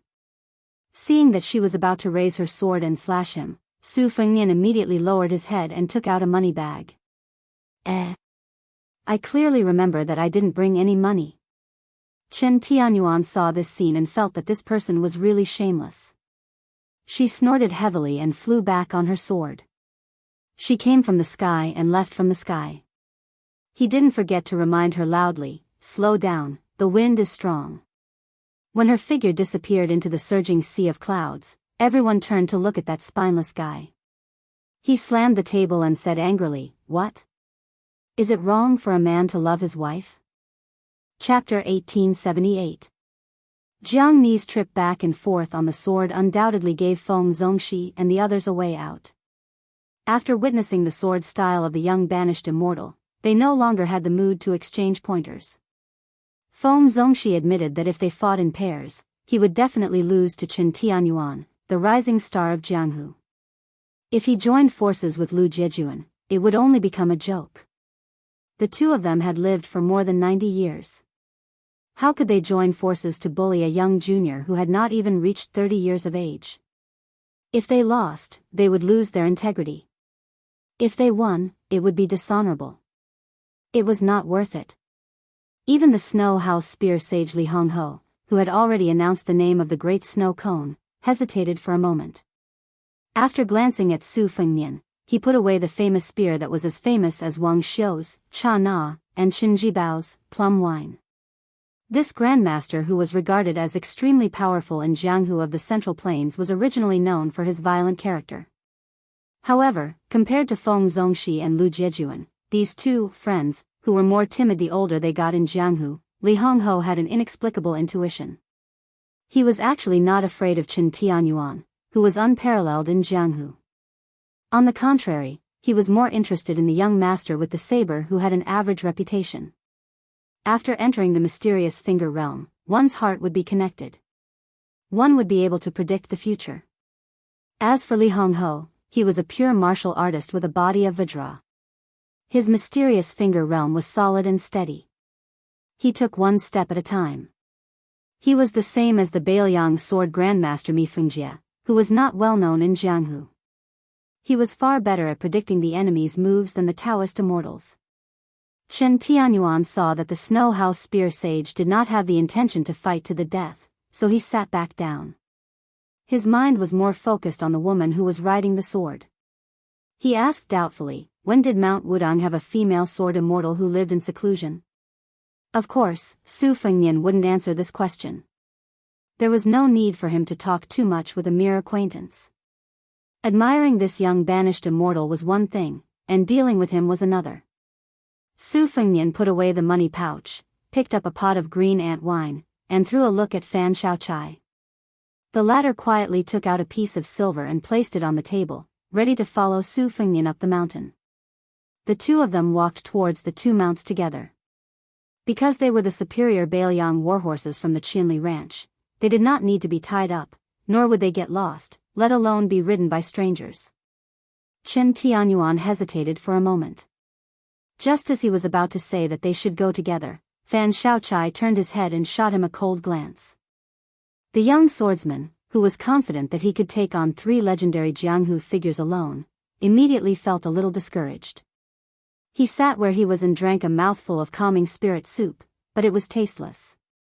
Suddenly, someone riding a donkey leisurely came along the post road. Compared to the majestic and dense sound of horse hooves, the sound of the donkey's hooves was somewhat soft and comical. Su Fengnian was stunned for a moment. He looked at the middle-aged man riding the donkey with a complicated expression. Fan Shaochai did not know the middle-aged man, but she guessed the identity of the swordsman from the clues on the young lord's face. He rode a donkey, had a sword at his waist, and was able to make Su Fengnian stop and wait. The only swordsman in the world. Unexpectedly, when Chen Tianyuan saw the middle-aged swordsman, his expressionless face blossomed into a look of pleasant surprise. He suddenly stood up and strode forward, before Su Fengnian and Fan Shaochai. He was extremely excited and said in a trembling voice, "Greetings, master." The middle-aged man jumped off the donkey and said helplessly, "How many times have I told you? I am not your master, and I only have one disciple."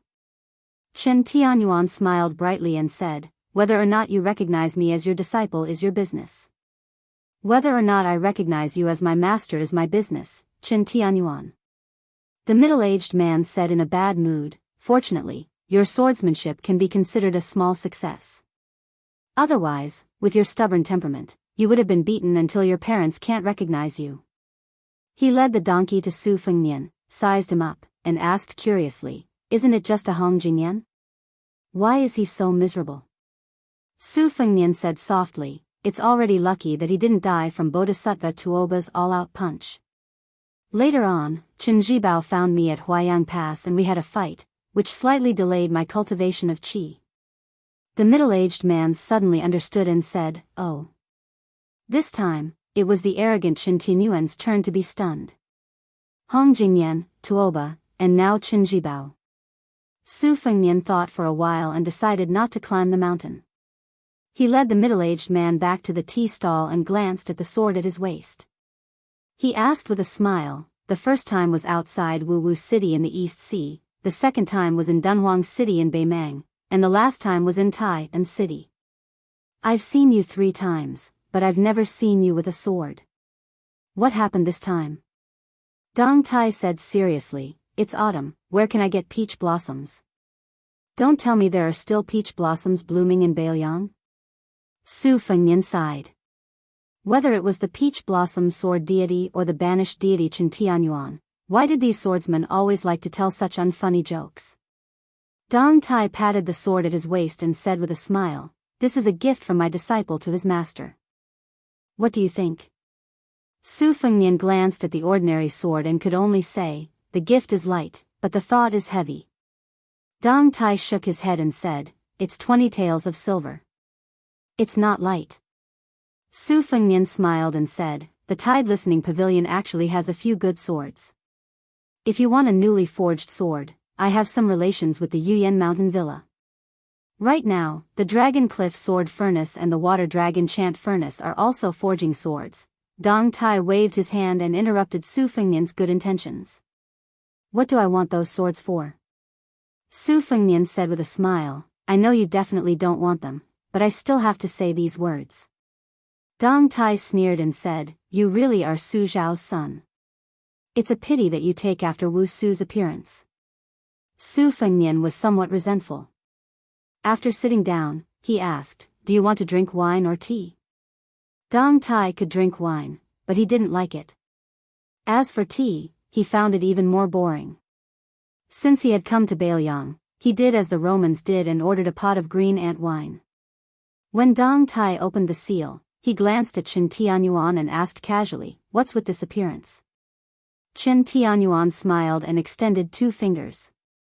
He gently pulled off the flawless root-like skin, revealing an extremely handsome face.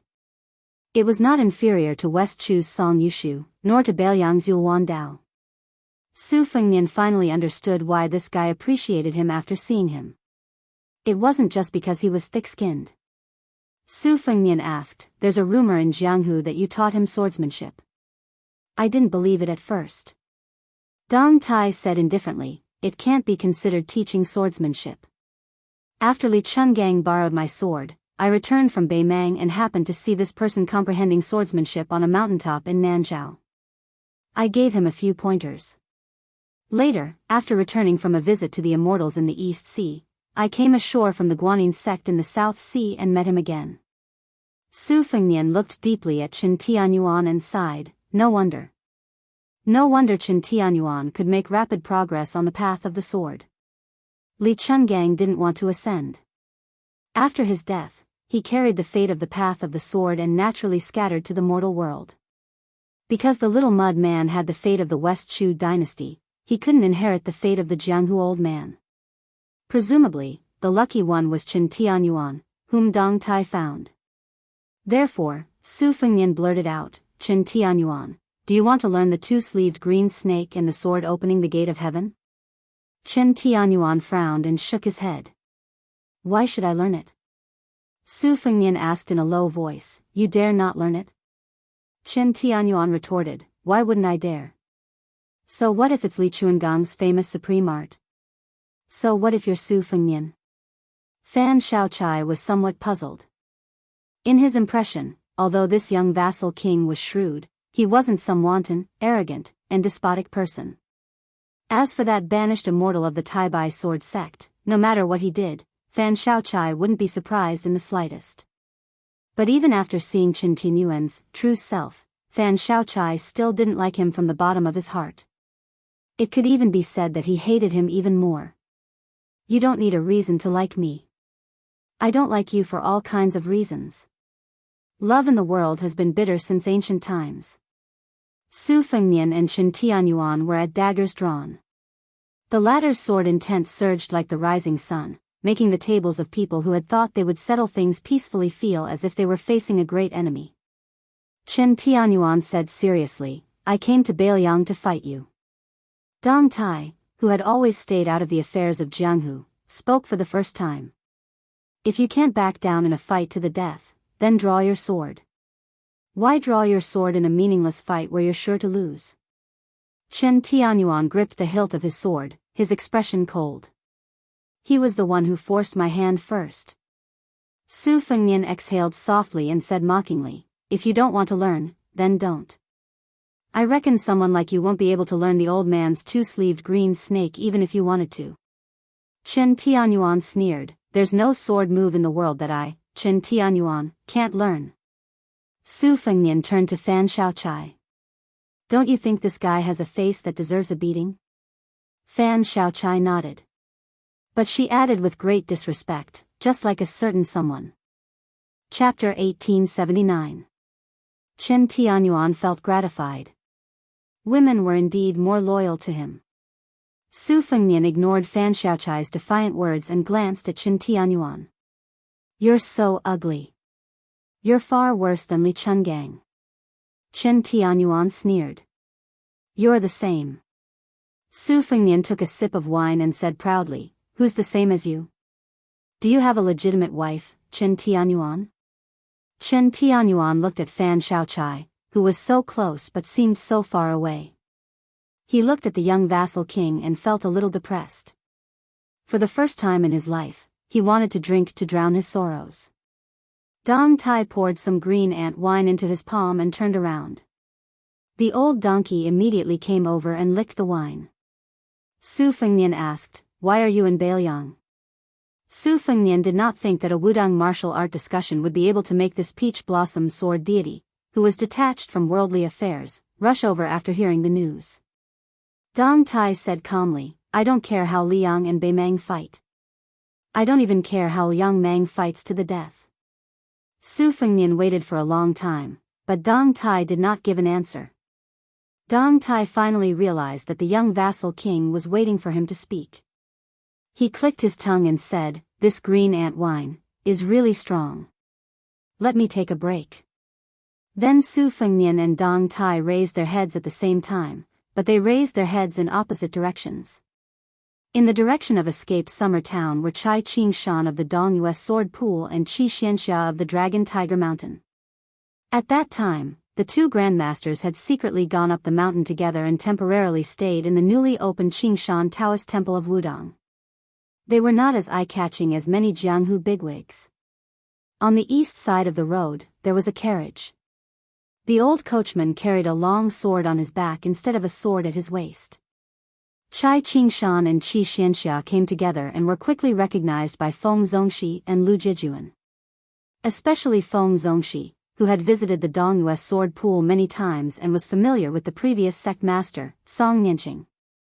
However, when facing Song Nianqing, Feng Zongxi, who was only 40 years old, naturally regarded himself as a junior. After Chai Qingshan entered the Dongyue Sword Pool from the Spring Snow Building's head guest elder, Feng Zongxi was one of the first guests. He had to address Chai Qingshan as Mr. and was extremely respectful towards this former #1 expert in the southeast of Liang. Lu Jijuan recognized Chai Qingshan because of the deep relationship between the Misty Peak and the Ministry of Justice. When Chao Chongqing attacked Great Peace City, Lu Jijuan should have fought side by side with Chai Qingshan. It was only because of his closed-door training that he missed the soul-stirring event. However, Lu Jijuan had been spreading the word in the Jianghu that the Dongyue sword pool was superior to the Wu family's sword tomb in terms of both its heritage and the way of the sword. Therefore, when Chai Qingshan appeared, Feng Zongxi and Lu Jijuan quickly stood up with respectful expressions. Dou Changfeng and the other disciples of the Misty Peak did not dare to sit down, just like the officials of the local government meeting the Purple Emperor. Chai Qingshan was not the kind of martial arts master who kept people at arm's length. In the face of Feng and Lu's eagerness, he greeted them politely and introduced Qi Xianxia, who was his friend despite their age difference. Qi Xianxia's expression was warm and genial. He was originally waiting at the foot of the mountain for Mr. White Lotus, who was also from the Dragon and Tiger sect. He only came here with Chai Qingshan after sensing the dense sword aura. At this moment, the 4 grandmasters of the martial arts evaluation included Su Fengnian and Dong Tai. The 4 grandmasters of the new martial arts evaluation also included Chen Tianyuan and Qi Xianxia. At the same time, the masters of the Dongyue sword pool and the Wu family's sword tomb had also arrived. Chai Qingshan, Wu Jian. The carriage stopped at the side of the road and Wu Jian got off slowly. Dong Tai, who had his back to the old man, snorted. He was the peach blossom sword god who appeared out of nowhere, but he did not like the sword tomb at all. In the 100 years of Jianghu, only 3 people were able to walk out of the Wu family's sword tomb. The first was Li Chungang, who swaggered away with the wooden bull. Then, the previous generation's sword crown, Wu Su, broke off all ties with the Wu family.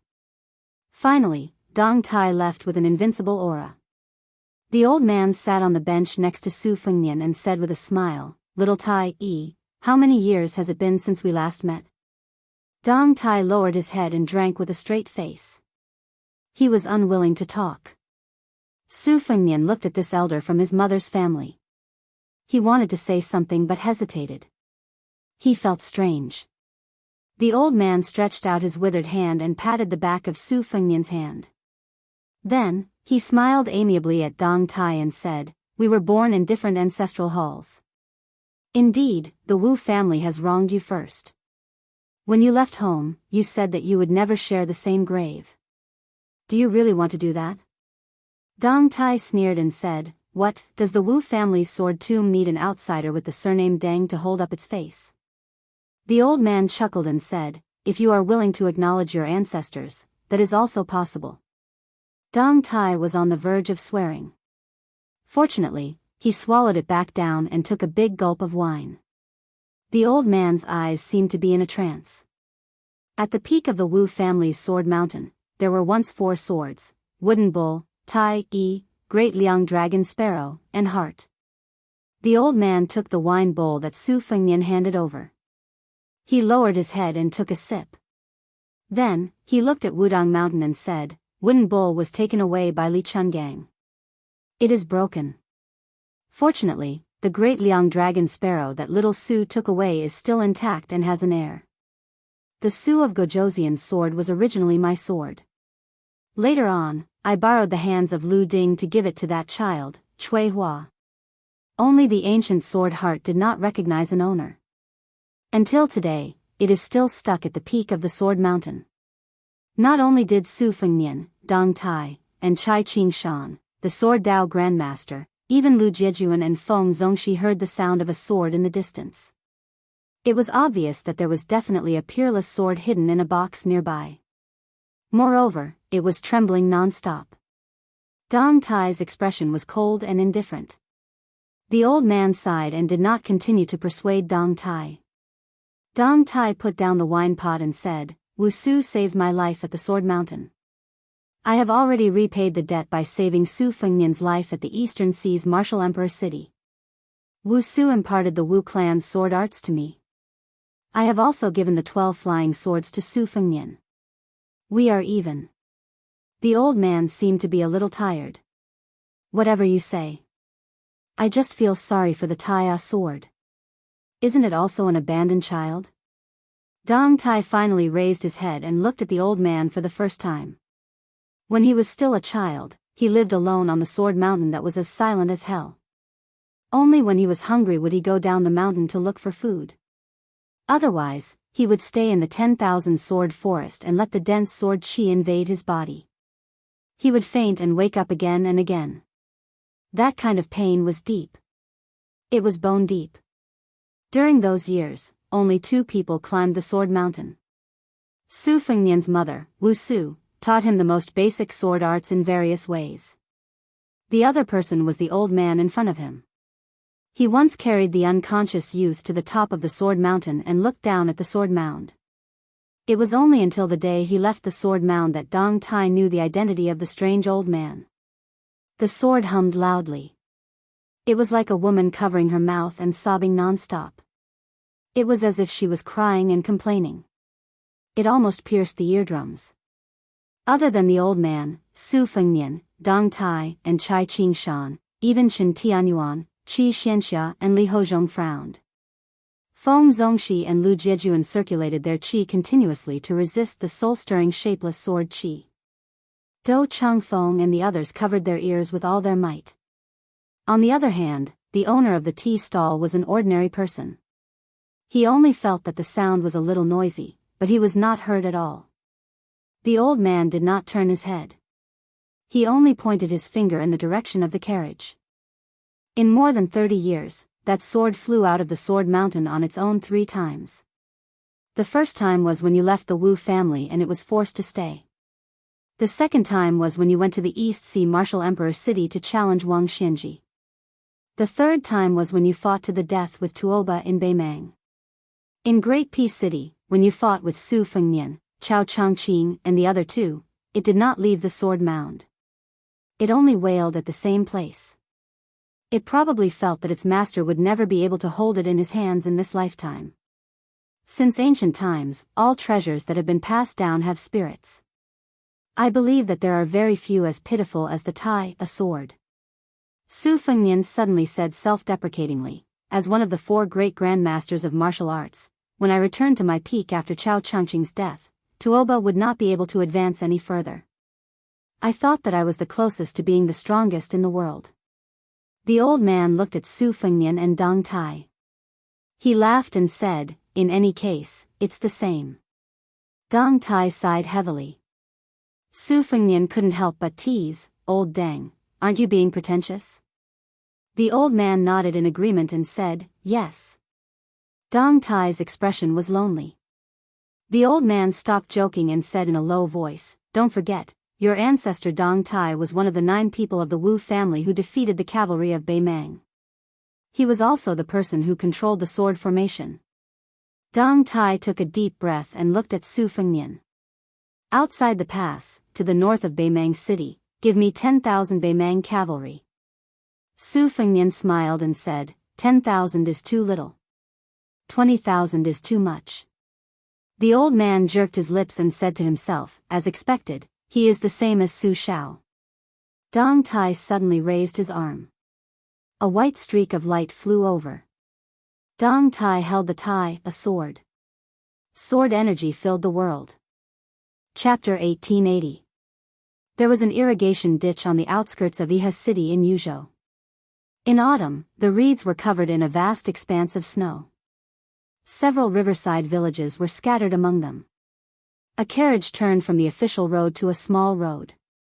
The coachman was a young man in strange clothes with a dull expression. Behind the coachman sat a man in plain cotton-padded clothes.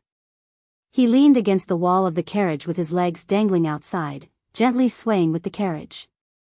On the small road in the evening, the carriage caught up with an old farmer who had just finished his work. When the carriage passed by the old farmer, the man in cotton-padded clothes turned to look at the old man who was looking at him curiously.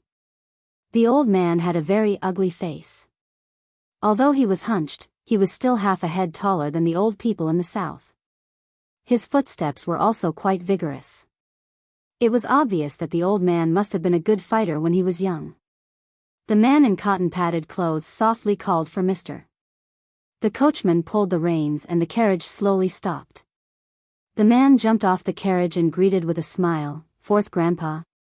The old farmer's face was full of astonishment. He did not know why this unfamiliar junior called him Fourth Grandpa.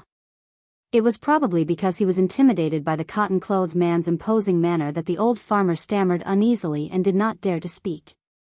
The man in cotton-padded clothes smiled with the most authentic Yuzhou accent. "I am Chen Wang from the end of the village." "Fourth Grandpa, don't you recognize me?" The old farmer widened his eyes and looked at the young man who claimed to live at the end of the village.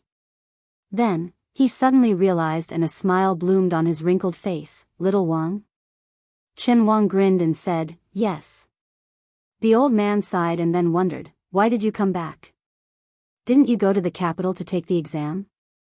Chen Wang smiled and said, "I finished the exam long ago. This time, I went home to take a look. Fourth Grandpa lent me 2 taels of silver. I dare not forget." The old man waved his hand and asked curiously, "How did you do?" Chen Wang said softly, "Not bad." The old man said, "Oh." Perhaps he was afraid of hurting the young man's face, so he did not get to the bottom of it. Moreover, the old man who had been dealing with the yellow soil all his life could not get an answer. He just sighed, "What a pity." Chen Wang's expression was calm, as if he did not understand the regret in the old man's words. Chen Wang and the old farmer walked back to the village side by side. They talked about this year's harvest, the marriages of their peers, and whether the elders in the village were still alive. Through chatting, Chen Wang learned that his yellow mud house had long been dilapidated. One of the walls had collapsed. This was within reason. He hadn't returned to his hometown for 10 years. How could an extremely simple house be safe and sound? Chen Wang's parents had passed away one after another before he went to take the exam.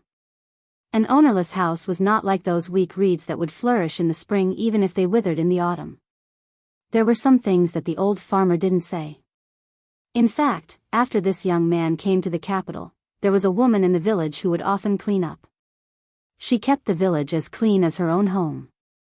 Year after year, many of the young men who secretly admired her gave up and got married and had children. Gradually, the virgin girl became an old woman. But now that she was no longer here, what was the use of saying these things to Chen Wang?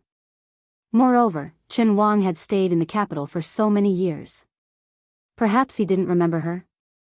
Otherwise, if he really cared, why didn't he send a letter back even if he couldn't return home for so many years? When they were close to the entrance of the village, the old man raised his head to look at the village with smoke rising in spirals. He couldn't help but sigh. That girl's home was at the entrance of the village. What a virtuous child. Everyone within 100 li would give her a thumbs up. In the early years, the matchmaker almost broke the threshold of her home, but she didn't agree. Her parents couldn't do anything about it. No one expected that in the end, such a tragedy would happen. The common people all accepted their fate. If their fate was bad, they couldn't blame anyone. This was like getting an illness. If they could get through it, they could live. If they couldn't, then it was because the heavens didn't reward them with food. They could only be buried in peace. Chen Wang didn't enter the village. He suddenly stopped and asked, "Fourth Grandfather, where is her grave?" The old man was stunned. He lowered his voice and said, "How do you know she?" The old man didn't continue speaking. Chen Wang also didn't speak. The old man pointed in the direction of the ferry and said, "Over there." The grave mound is small, but easy to find. Chen Wang took out a heavy money pouch and a letter. "Fourth Grandfather, please help me pay off the village's debt. Give it to Li Zheng or the teacher from the nearby private school. It's written clearly on there." The old man hesitated but didn't refuse in the end. He carefully took the letter and money pouch and asked, "Are you not going back to the village to take a look?" Chen Wang shook his head and said, "I won't go. After visiting my parents' graves, I need to immediately return to Jing."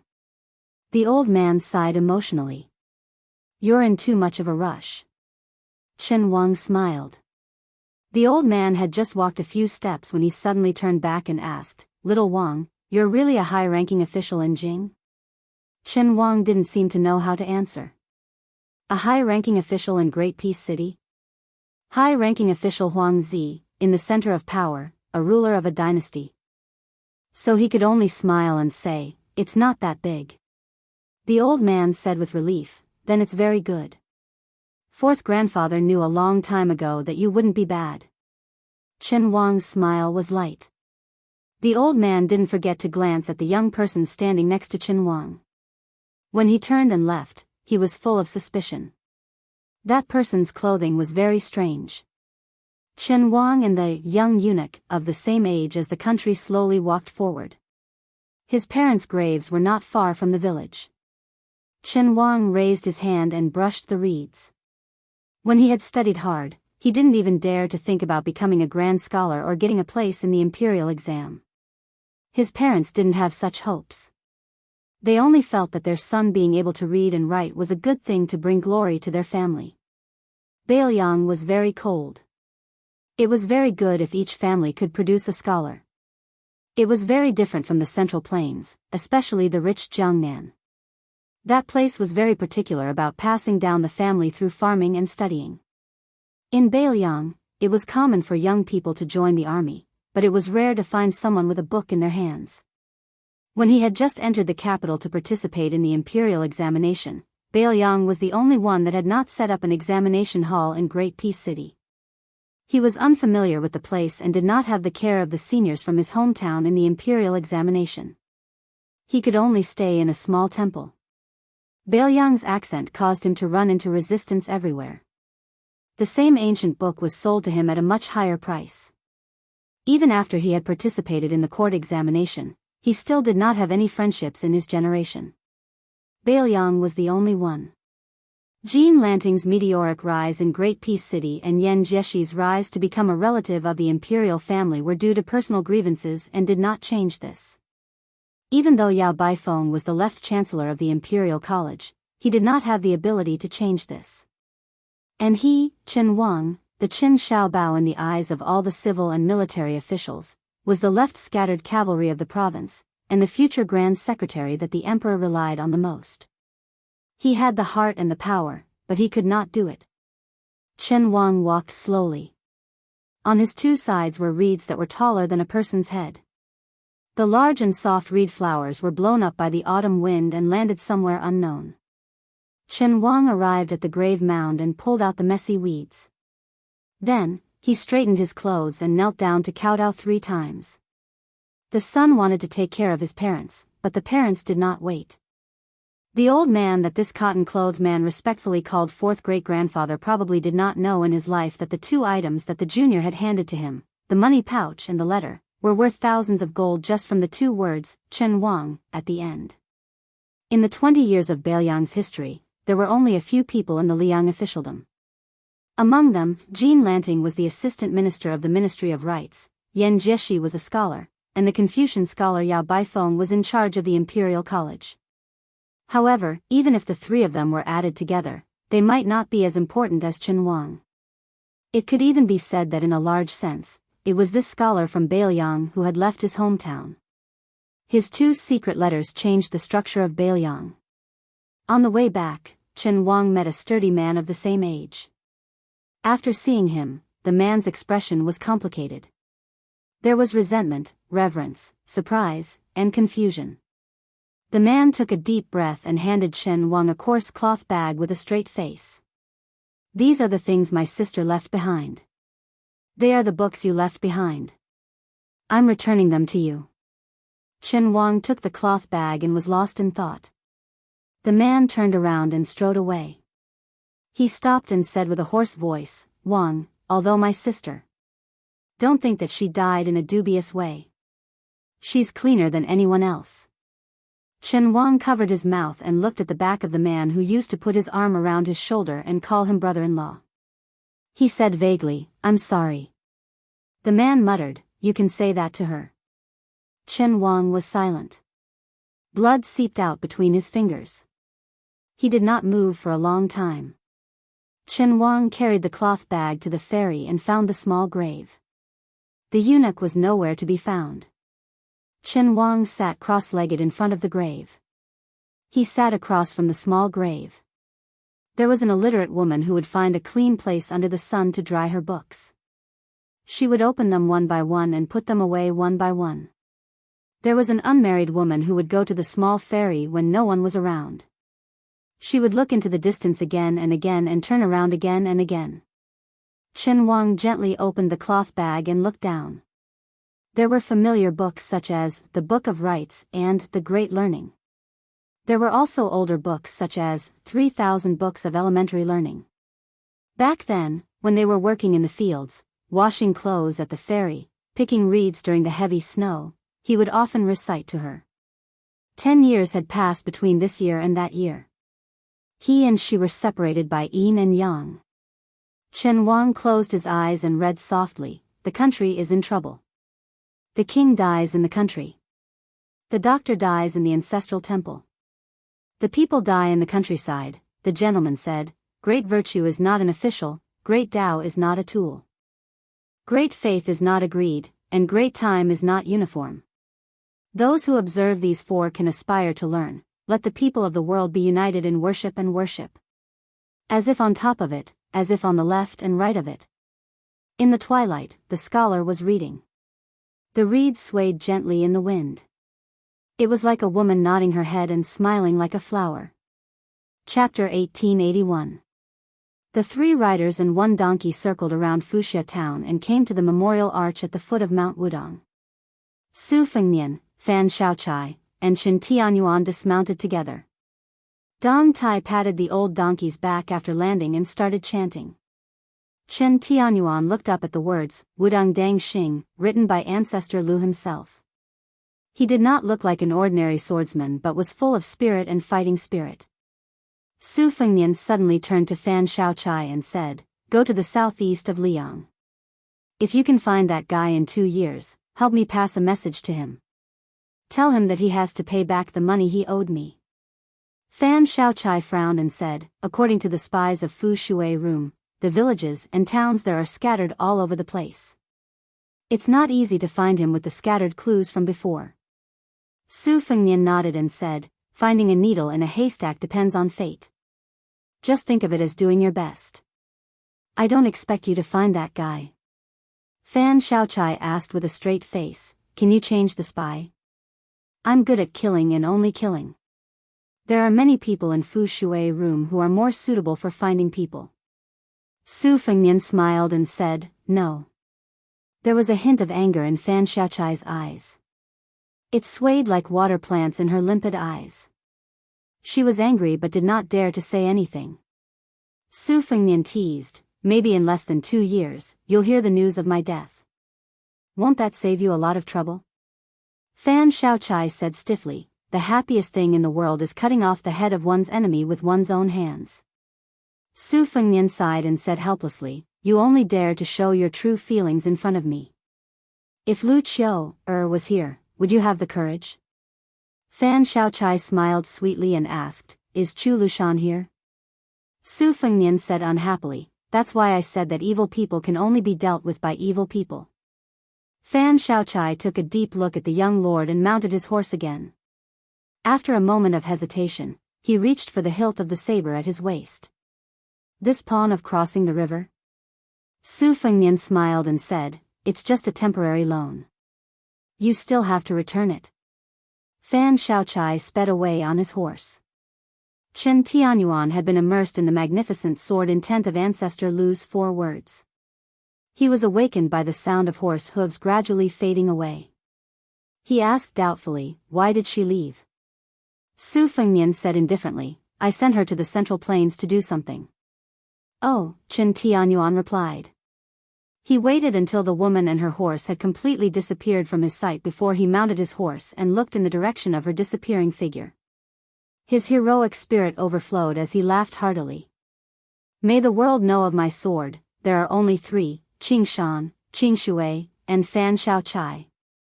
Su Fengnian sneered, "If you have the ability, say that to her yourself." After Chen Tianyuan mounted the horse, he he slightly straightened the famed sword at his waist. Why should I say such annoying words? Su Fengnian said, but you're half-master and I don't like to hear them either. After Chen Tianyuan covered his face with the raw skin, he spat out, what does it have to do with me, and galloped away. Dong Tai smiled. I'm fine with it. Su Fengnian rolled his eyes. I really can't stand this young banished immortal's temper. Dong Tai sighed with emotion for no reason. Perhaps when Li Chungang first came out, he was also this annoying. As far as I know, the heroines and fairies of Jianghu just happened to fall for this. Su Fengnian grimaced and said resentfully, that can't be, right? Dong Tai dismissed it with a laugh. Su Fengnian sighed heavily and muttered, right now. I'm a little depressed. Dong Tai asked, are you waiting for someone? Su Fengnian sighed and said, although Song Nianqing once tried to kill me with the 14 new swords, it didn't stop me from having a good impression of the Dongyue sword pool. As for Chai Qingshan, who took over the sword pool, it can be said that an exchange of blows leads to friendship. There are people in Jianghu who can't be hated, whether they're friends or foes. Chai Qingshan Wang Mingyin outside Xiangfan City is the same, and Cat Man Han Xingxian outside Shenwu City is the same. Dong Tai was silent. The ancestor of the Wu family sword tomb, who had a deep relationship with him and the young king, returned to the Central Plains after delivering the swords. It seemed that he had completely retired from Jianghu. Dong Tai seemed to realize something and asked curiously, why did you let that woman leave Beiliang at this time? Did you hope that she could take Shen Tianyuan to the Central Plains? Su Fengnian smiled and said, the main thing was to find her, and at the same time take away that eyesore banished immortal, killing two birds with one stone. The young king held the hilt of his sword and stood under the archway. The breeze brushed his face, making him look like an immortal. The peach blossom sword deity stood side by side with him and looked into the distance with a sword hanging from his waist. He was the #1 sword deity in the world. Su Fengnian asked softly, the old man with the sheep fur coat, old monster Wang, and Chao Changqing, they all left their fates in the human world. Old Huang also left a sword manual for me. Dong Tai, what about you? The peach blossom sword deity, who entered Taoism through swordsmanship and stood shoulder to shoulder with ancestor Lu and Li Chungang at the top of the sword forest, said calmly, I, Dong Tai, don't want to die. Su Fengnian said enviously, you're so cool. Dong Tai saw Chai Qingshan and the others coming slowly from afar. Obviously, he had no intention of accompanying Su Fengnian. He turned around and led the donkey up the mountain. Chai Qingshan and Qi Xianxia walked together. The divine fist of the Central Plains, Feng Zongxi, and the fairies of the Piaomiao Peak also joined in the fun. However, the snow hut spear Saint Li Zhongho and his disciples did not appear. Su Fengnian's left shoulder was suddenly patted heavily. He turned around and saw no one. He turned to the other side and still saw no one. Su Fengnian pretended to be surprised. Soon, a little girl who was squatting on the ground jumped up and laughed, are you scared? Su Fengnian squinted his eyes and smiled. The corners of his mouth curled up and his smile was especially gentle. Every time he saw her, from the first meeting to the second meeting, he only felt happy. Su Fengnian stretched out his hand and rubbed her hair, oh, you've grown taller. She put her hands on her hips and raised her chin high. She puffed out her chest and did not hide her pride. Su Fengnian smiled and asked, where are the little monks Nanbei and Nanbei? She rolled her eyes and said, stupid Nanbei. He's talking to a little Taoist boy called Yu Fu. I don't want to play with them. You don't know. A little bald head and a little scholar. When these two are together, they like to talk to each other.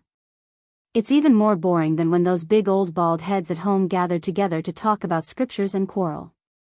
Then what about your parents? I'm so worried. Not long ago, there was a female pilgrim from Jiangnan on the mountain. I don't know how she recognized my father. She cried so hard. My mother was so angry that smoke was coming out of her 7 orifices. My father took the initiative to wash his clothes for several days, but it was no use. Yesterday, He even borrowed some copper coins from the old Taoist of Wudang Mountain, saying that he would let my mother go down the mountain to buy some rouge and face powder. And your mother didn't agree? How could that be? It's not like you don't know that my mother will compete with anyone, but not with rouge and face powder. When she got the money, she went down the mountain to the town at the foot of the mountain. When she returned to the mountain, she fiddled with her clothes for almost 2 hours before she was willing to see anyone. Was your father scared? Nonsense. My father kept saying that my mother was as beautiful as a fairy. Unfortunately, when my mother finally calmed down, the female pilgrim used the excuse of leaving to find my parents.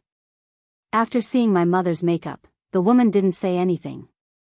She just glanced at my mother from the corner of her eyes, and then the corners of her mouth curled up. In the end, she ignored my mother and only cared about politely greeting my father. When she left, I saw her quite clearly. She secretly curled her lips at my mother. In this way, there was no and then. Lizzie, your mother has met her match. I didn't think so at the time, but now that I think about it, it really was quite hurtful. Actually, it's my fault. When my mother was fiercely applying rouge and face powder, I didn't pay much attention. Otherwise, my mother would definitely look better. It's fine. As long as your father thinks your mother looks good, it's fine. That's true, but he has a disciple called Nan Bei. At that time, my father really had no other choice, so he asked, Nan Bei, do you also think that your master's wife is the most beautiful woman in the world? Guess what? Nan Bei replied, Master, you said that monks don't lie. After that, my mother pulled my father's ear, and my father pulled Nan Bei's ear. These three are really too much. They're like children who can't grow up. It makes me very worried. Su Fengnian, why don't you take me to Mount Qingliang to play? Liangzhou City's meat buns are delicious, but they're a bit expensive. Su Fengnian didn't know whether to laugh or cry as he looked at the girl with her head tilted. He didn't want to disappoint her, so he bent his finger and lightly tapped her forehead. You can go to Mount Qingliang to play, but you have to get your parents' permission. She nodded her head like a chick pecking at rice. Then, she tugged on Su Fengnian's sleeve and said in a low voice, When you get to the mountain, see my father. Remember, if you see my father turn around and go back to his room, immediately run away. Su Fengnian was confused. The girl said embarrassedly, These past few years, my father has liked to sharpen his knife when he has nothing to do.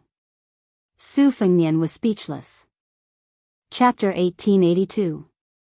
At this time, Chai Qingshan and his party were approaching the archway. Chai Qingshan was standing under the steps. The old man nodded to greet him. Feng Zongxi and Lu Jiejuan, the two famous Jianghu bigwigs, were actually rising stars, compared to Chai Qingshan, a martial arts grandmaster who was truly famous in the imperial court. At this time, the two of them respectfully cupped their fists and saluted to the young lord, loudly announcing their names. Su Fengnian stretched out his hand and said with a chuckle, This king is only a pilgrim of Wudang Mountain today. You don't have to be so polite. The Li Thing secretly made a face. Su Fengnian smiled. She coughed lightly and winked at him. Su Fengnian held back his laughter and said seriously, Let me introduce you. This is Miss Li. She is the most chivalrous and righteous. She is also good at martial arts. People call her. Su Fengnian paused for a moment and quickly turned his head to look at her and winked at her.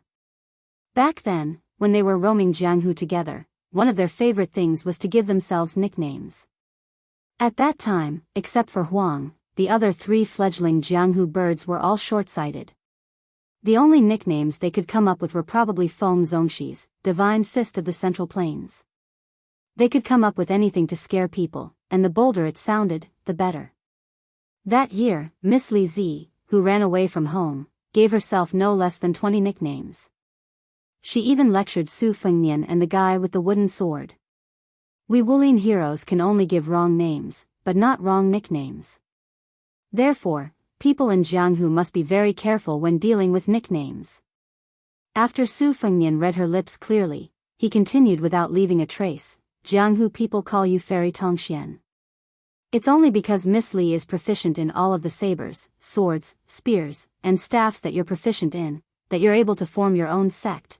The girl didn't care about the posture of a heroine and hurriedly reminded, my Qing Gong, don't forget to tell me about it.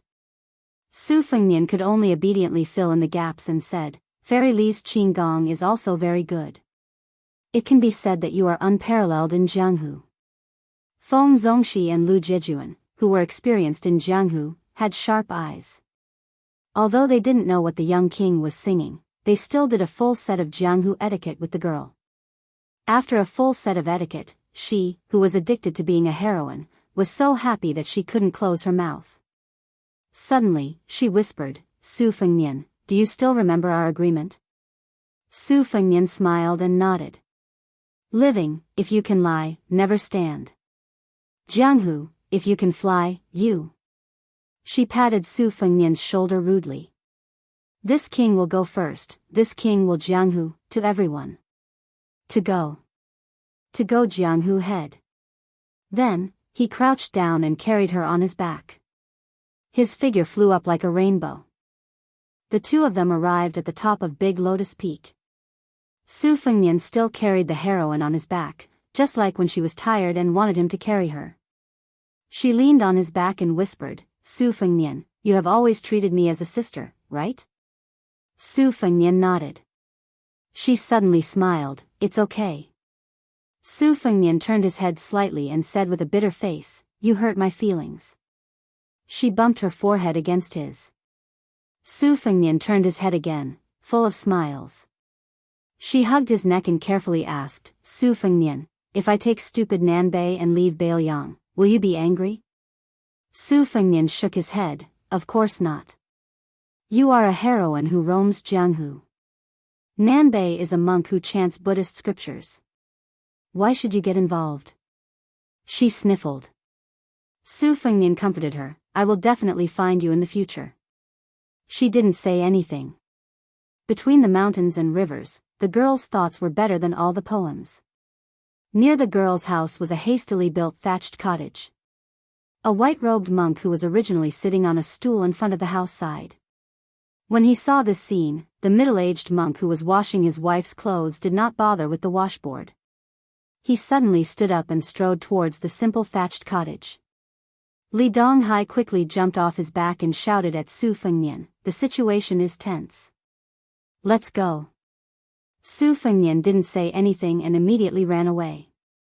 The white-robed monk quickly rushed out of the house with a kitchen knife in hand. He looked around with a murderous look. This murderous look was probably not inferior to Dong Tai's Taiya sword at the foot of the mountain. One must know that in the past, Chao Chengqing's heavenly image state was the most outstanding, Dong Tai's finger mystery sword was the most powerful, and finally, Li Dongxin's Vajra state of the two Zen temples was the most invincible. Li Dongxin's aura was like a Buddha lying down, sitting, and standing. There were only two people in the world who weren't afraid of Li Dongxin.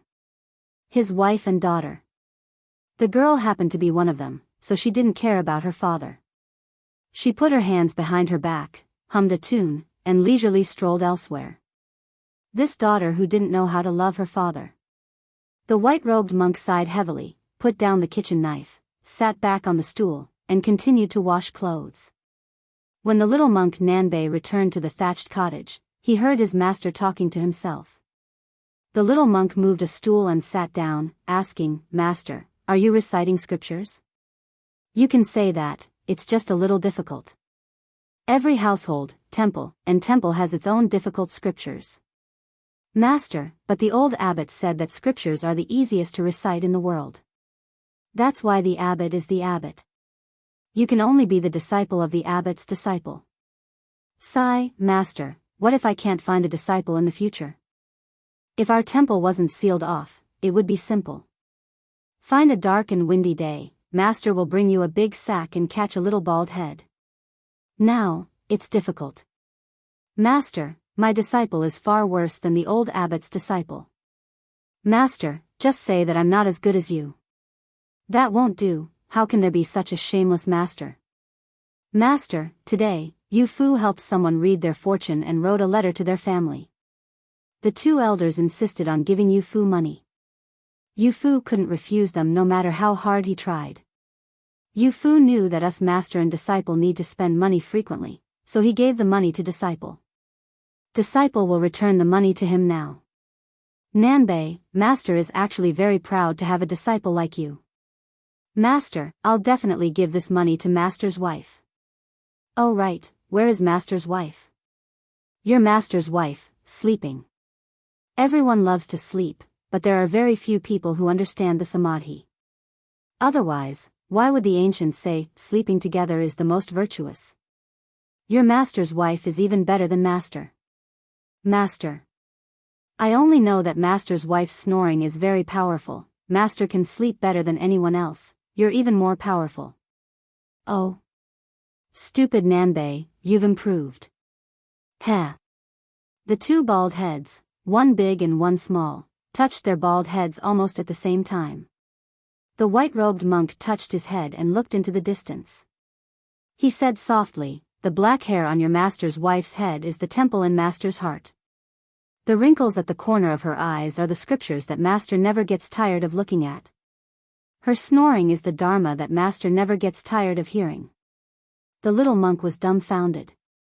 He didn't know why his master suddenly became so poetic. Then, he heard his master's wife snort softly behind them. She laughed and scolded, damn it.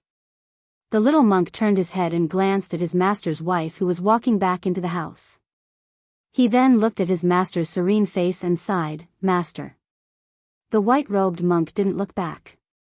He lowered his head and washed his clothes.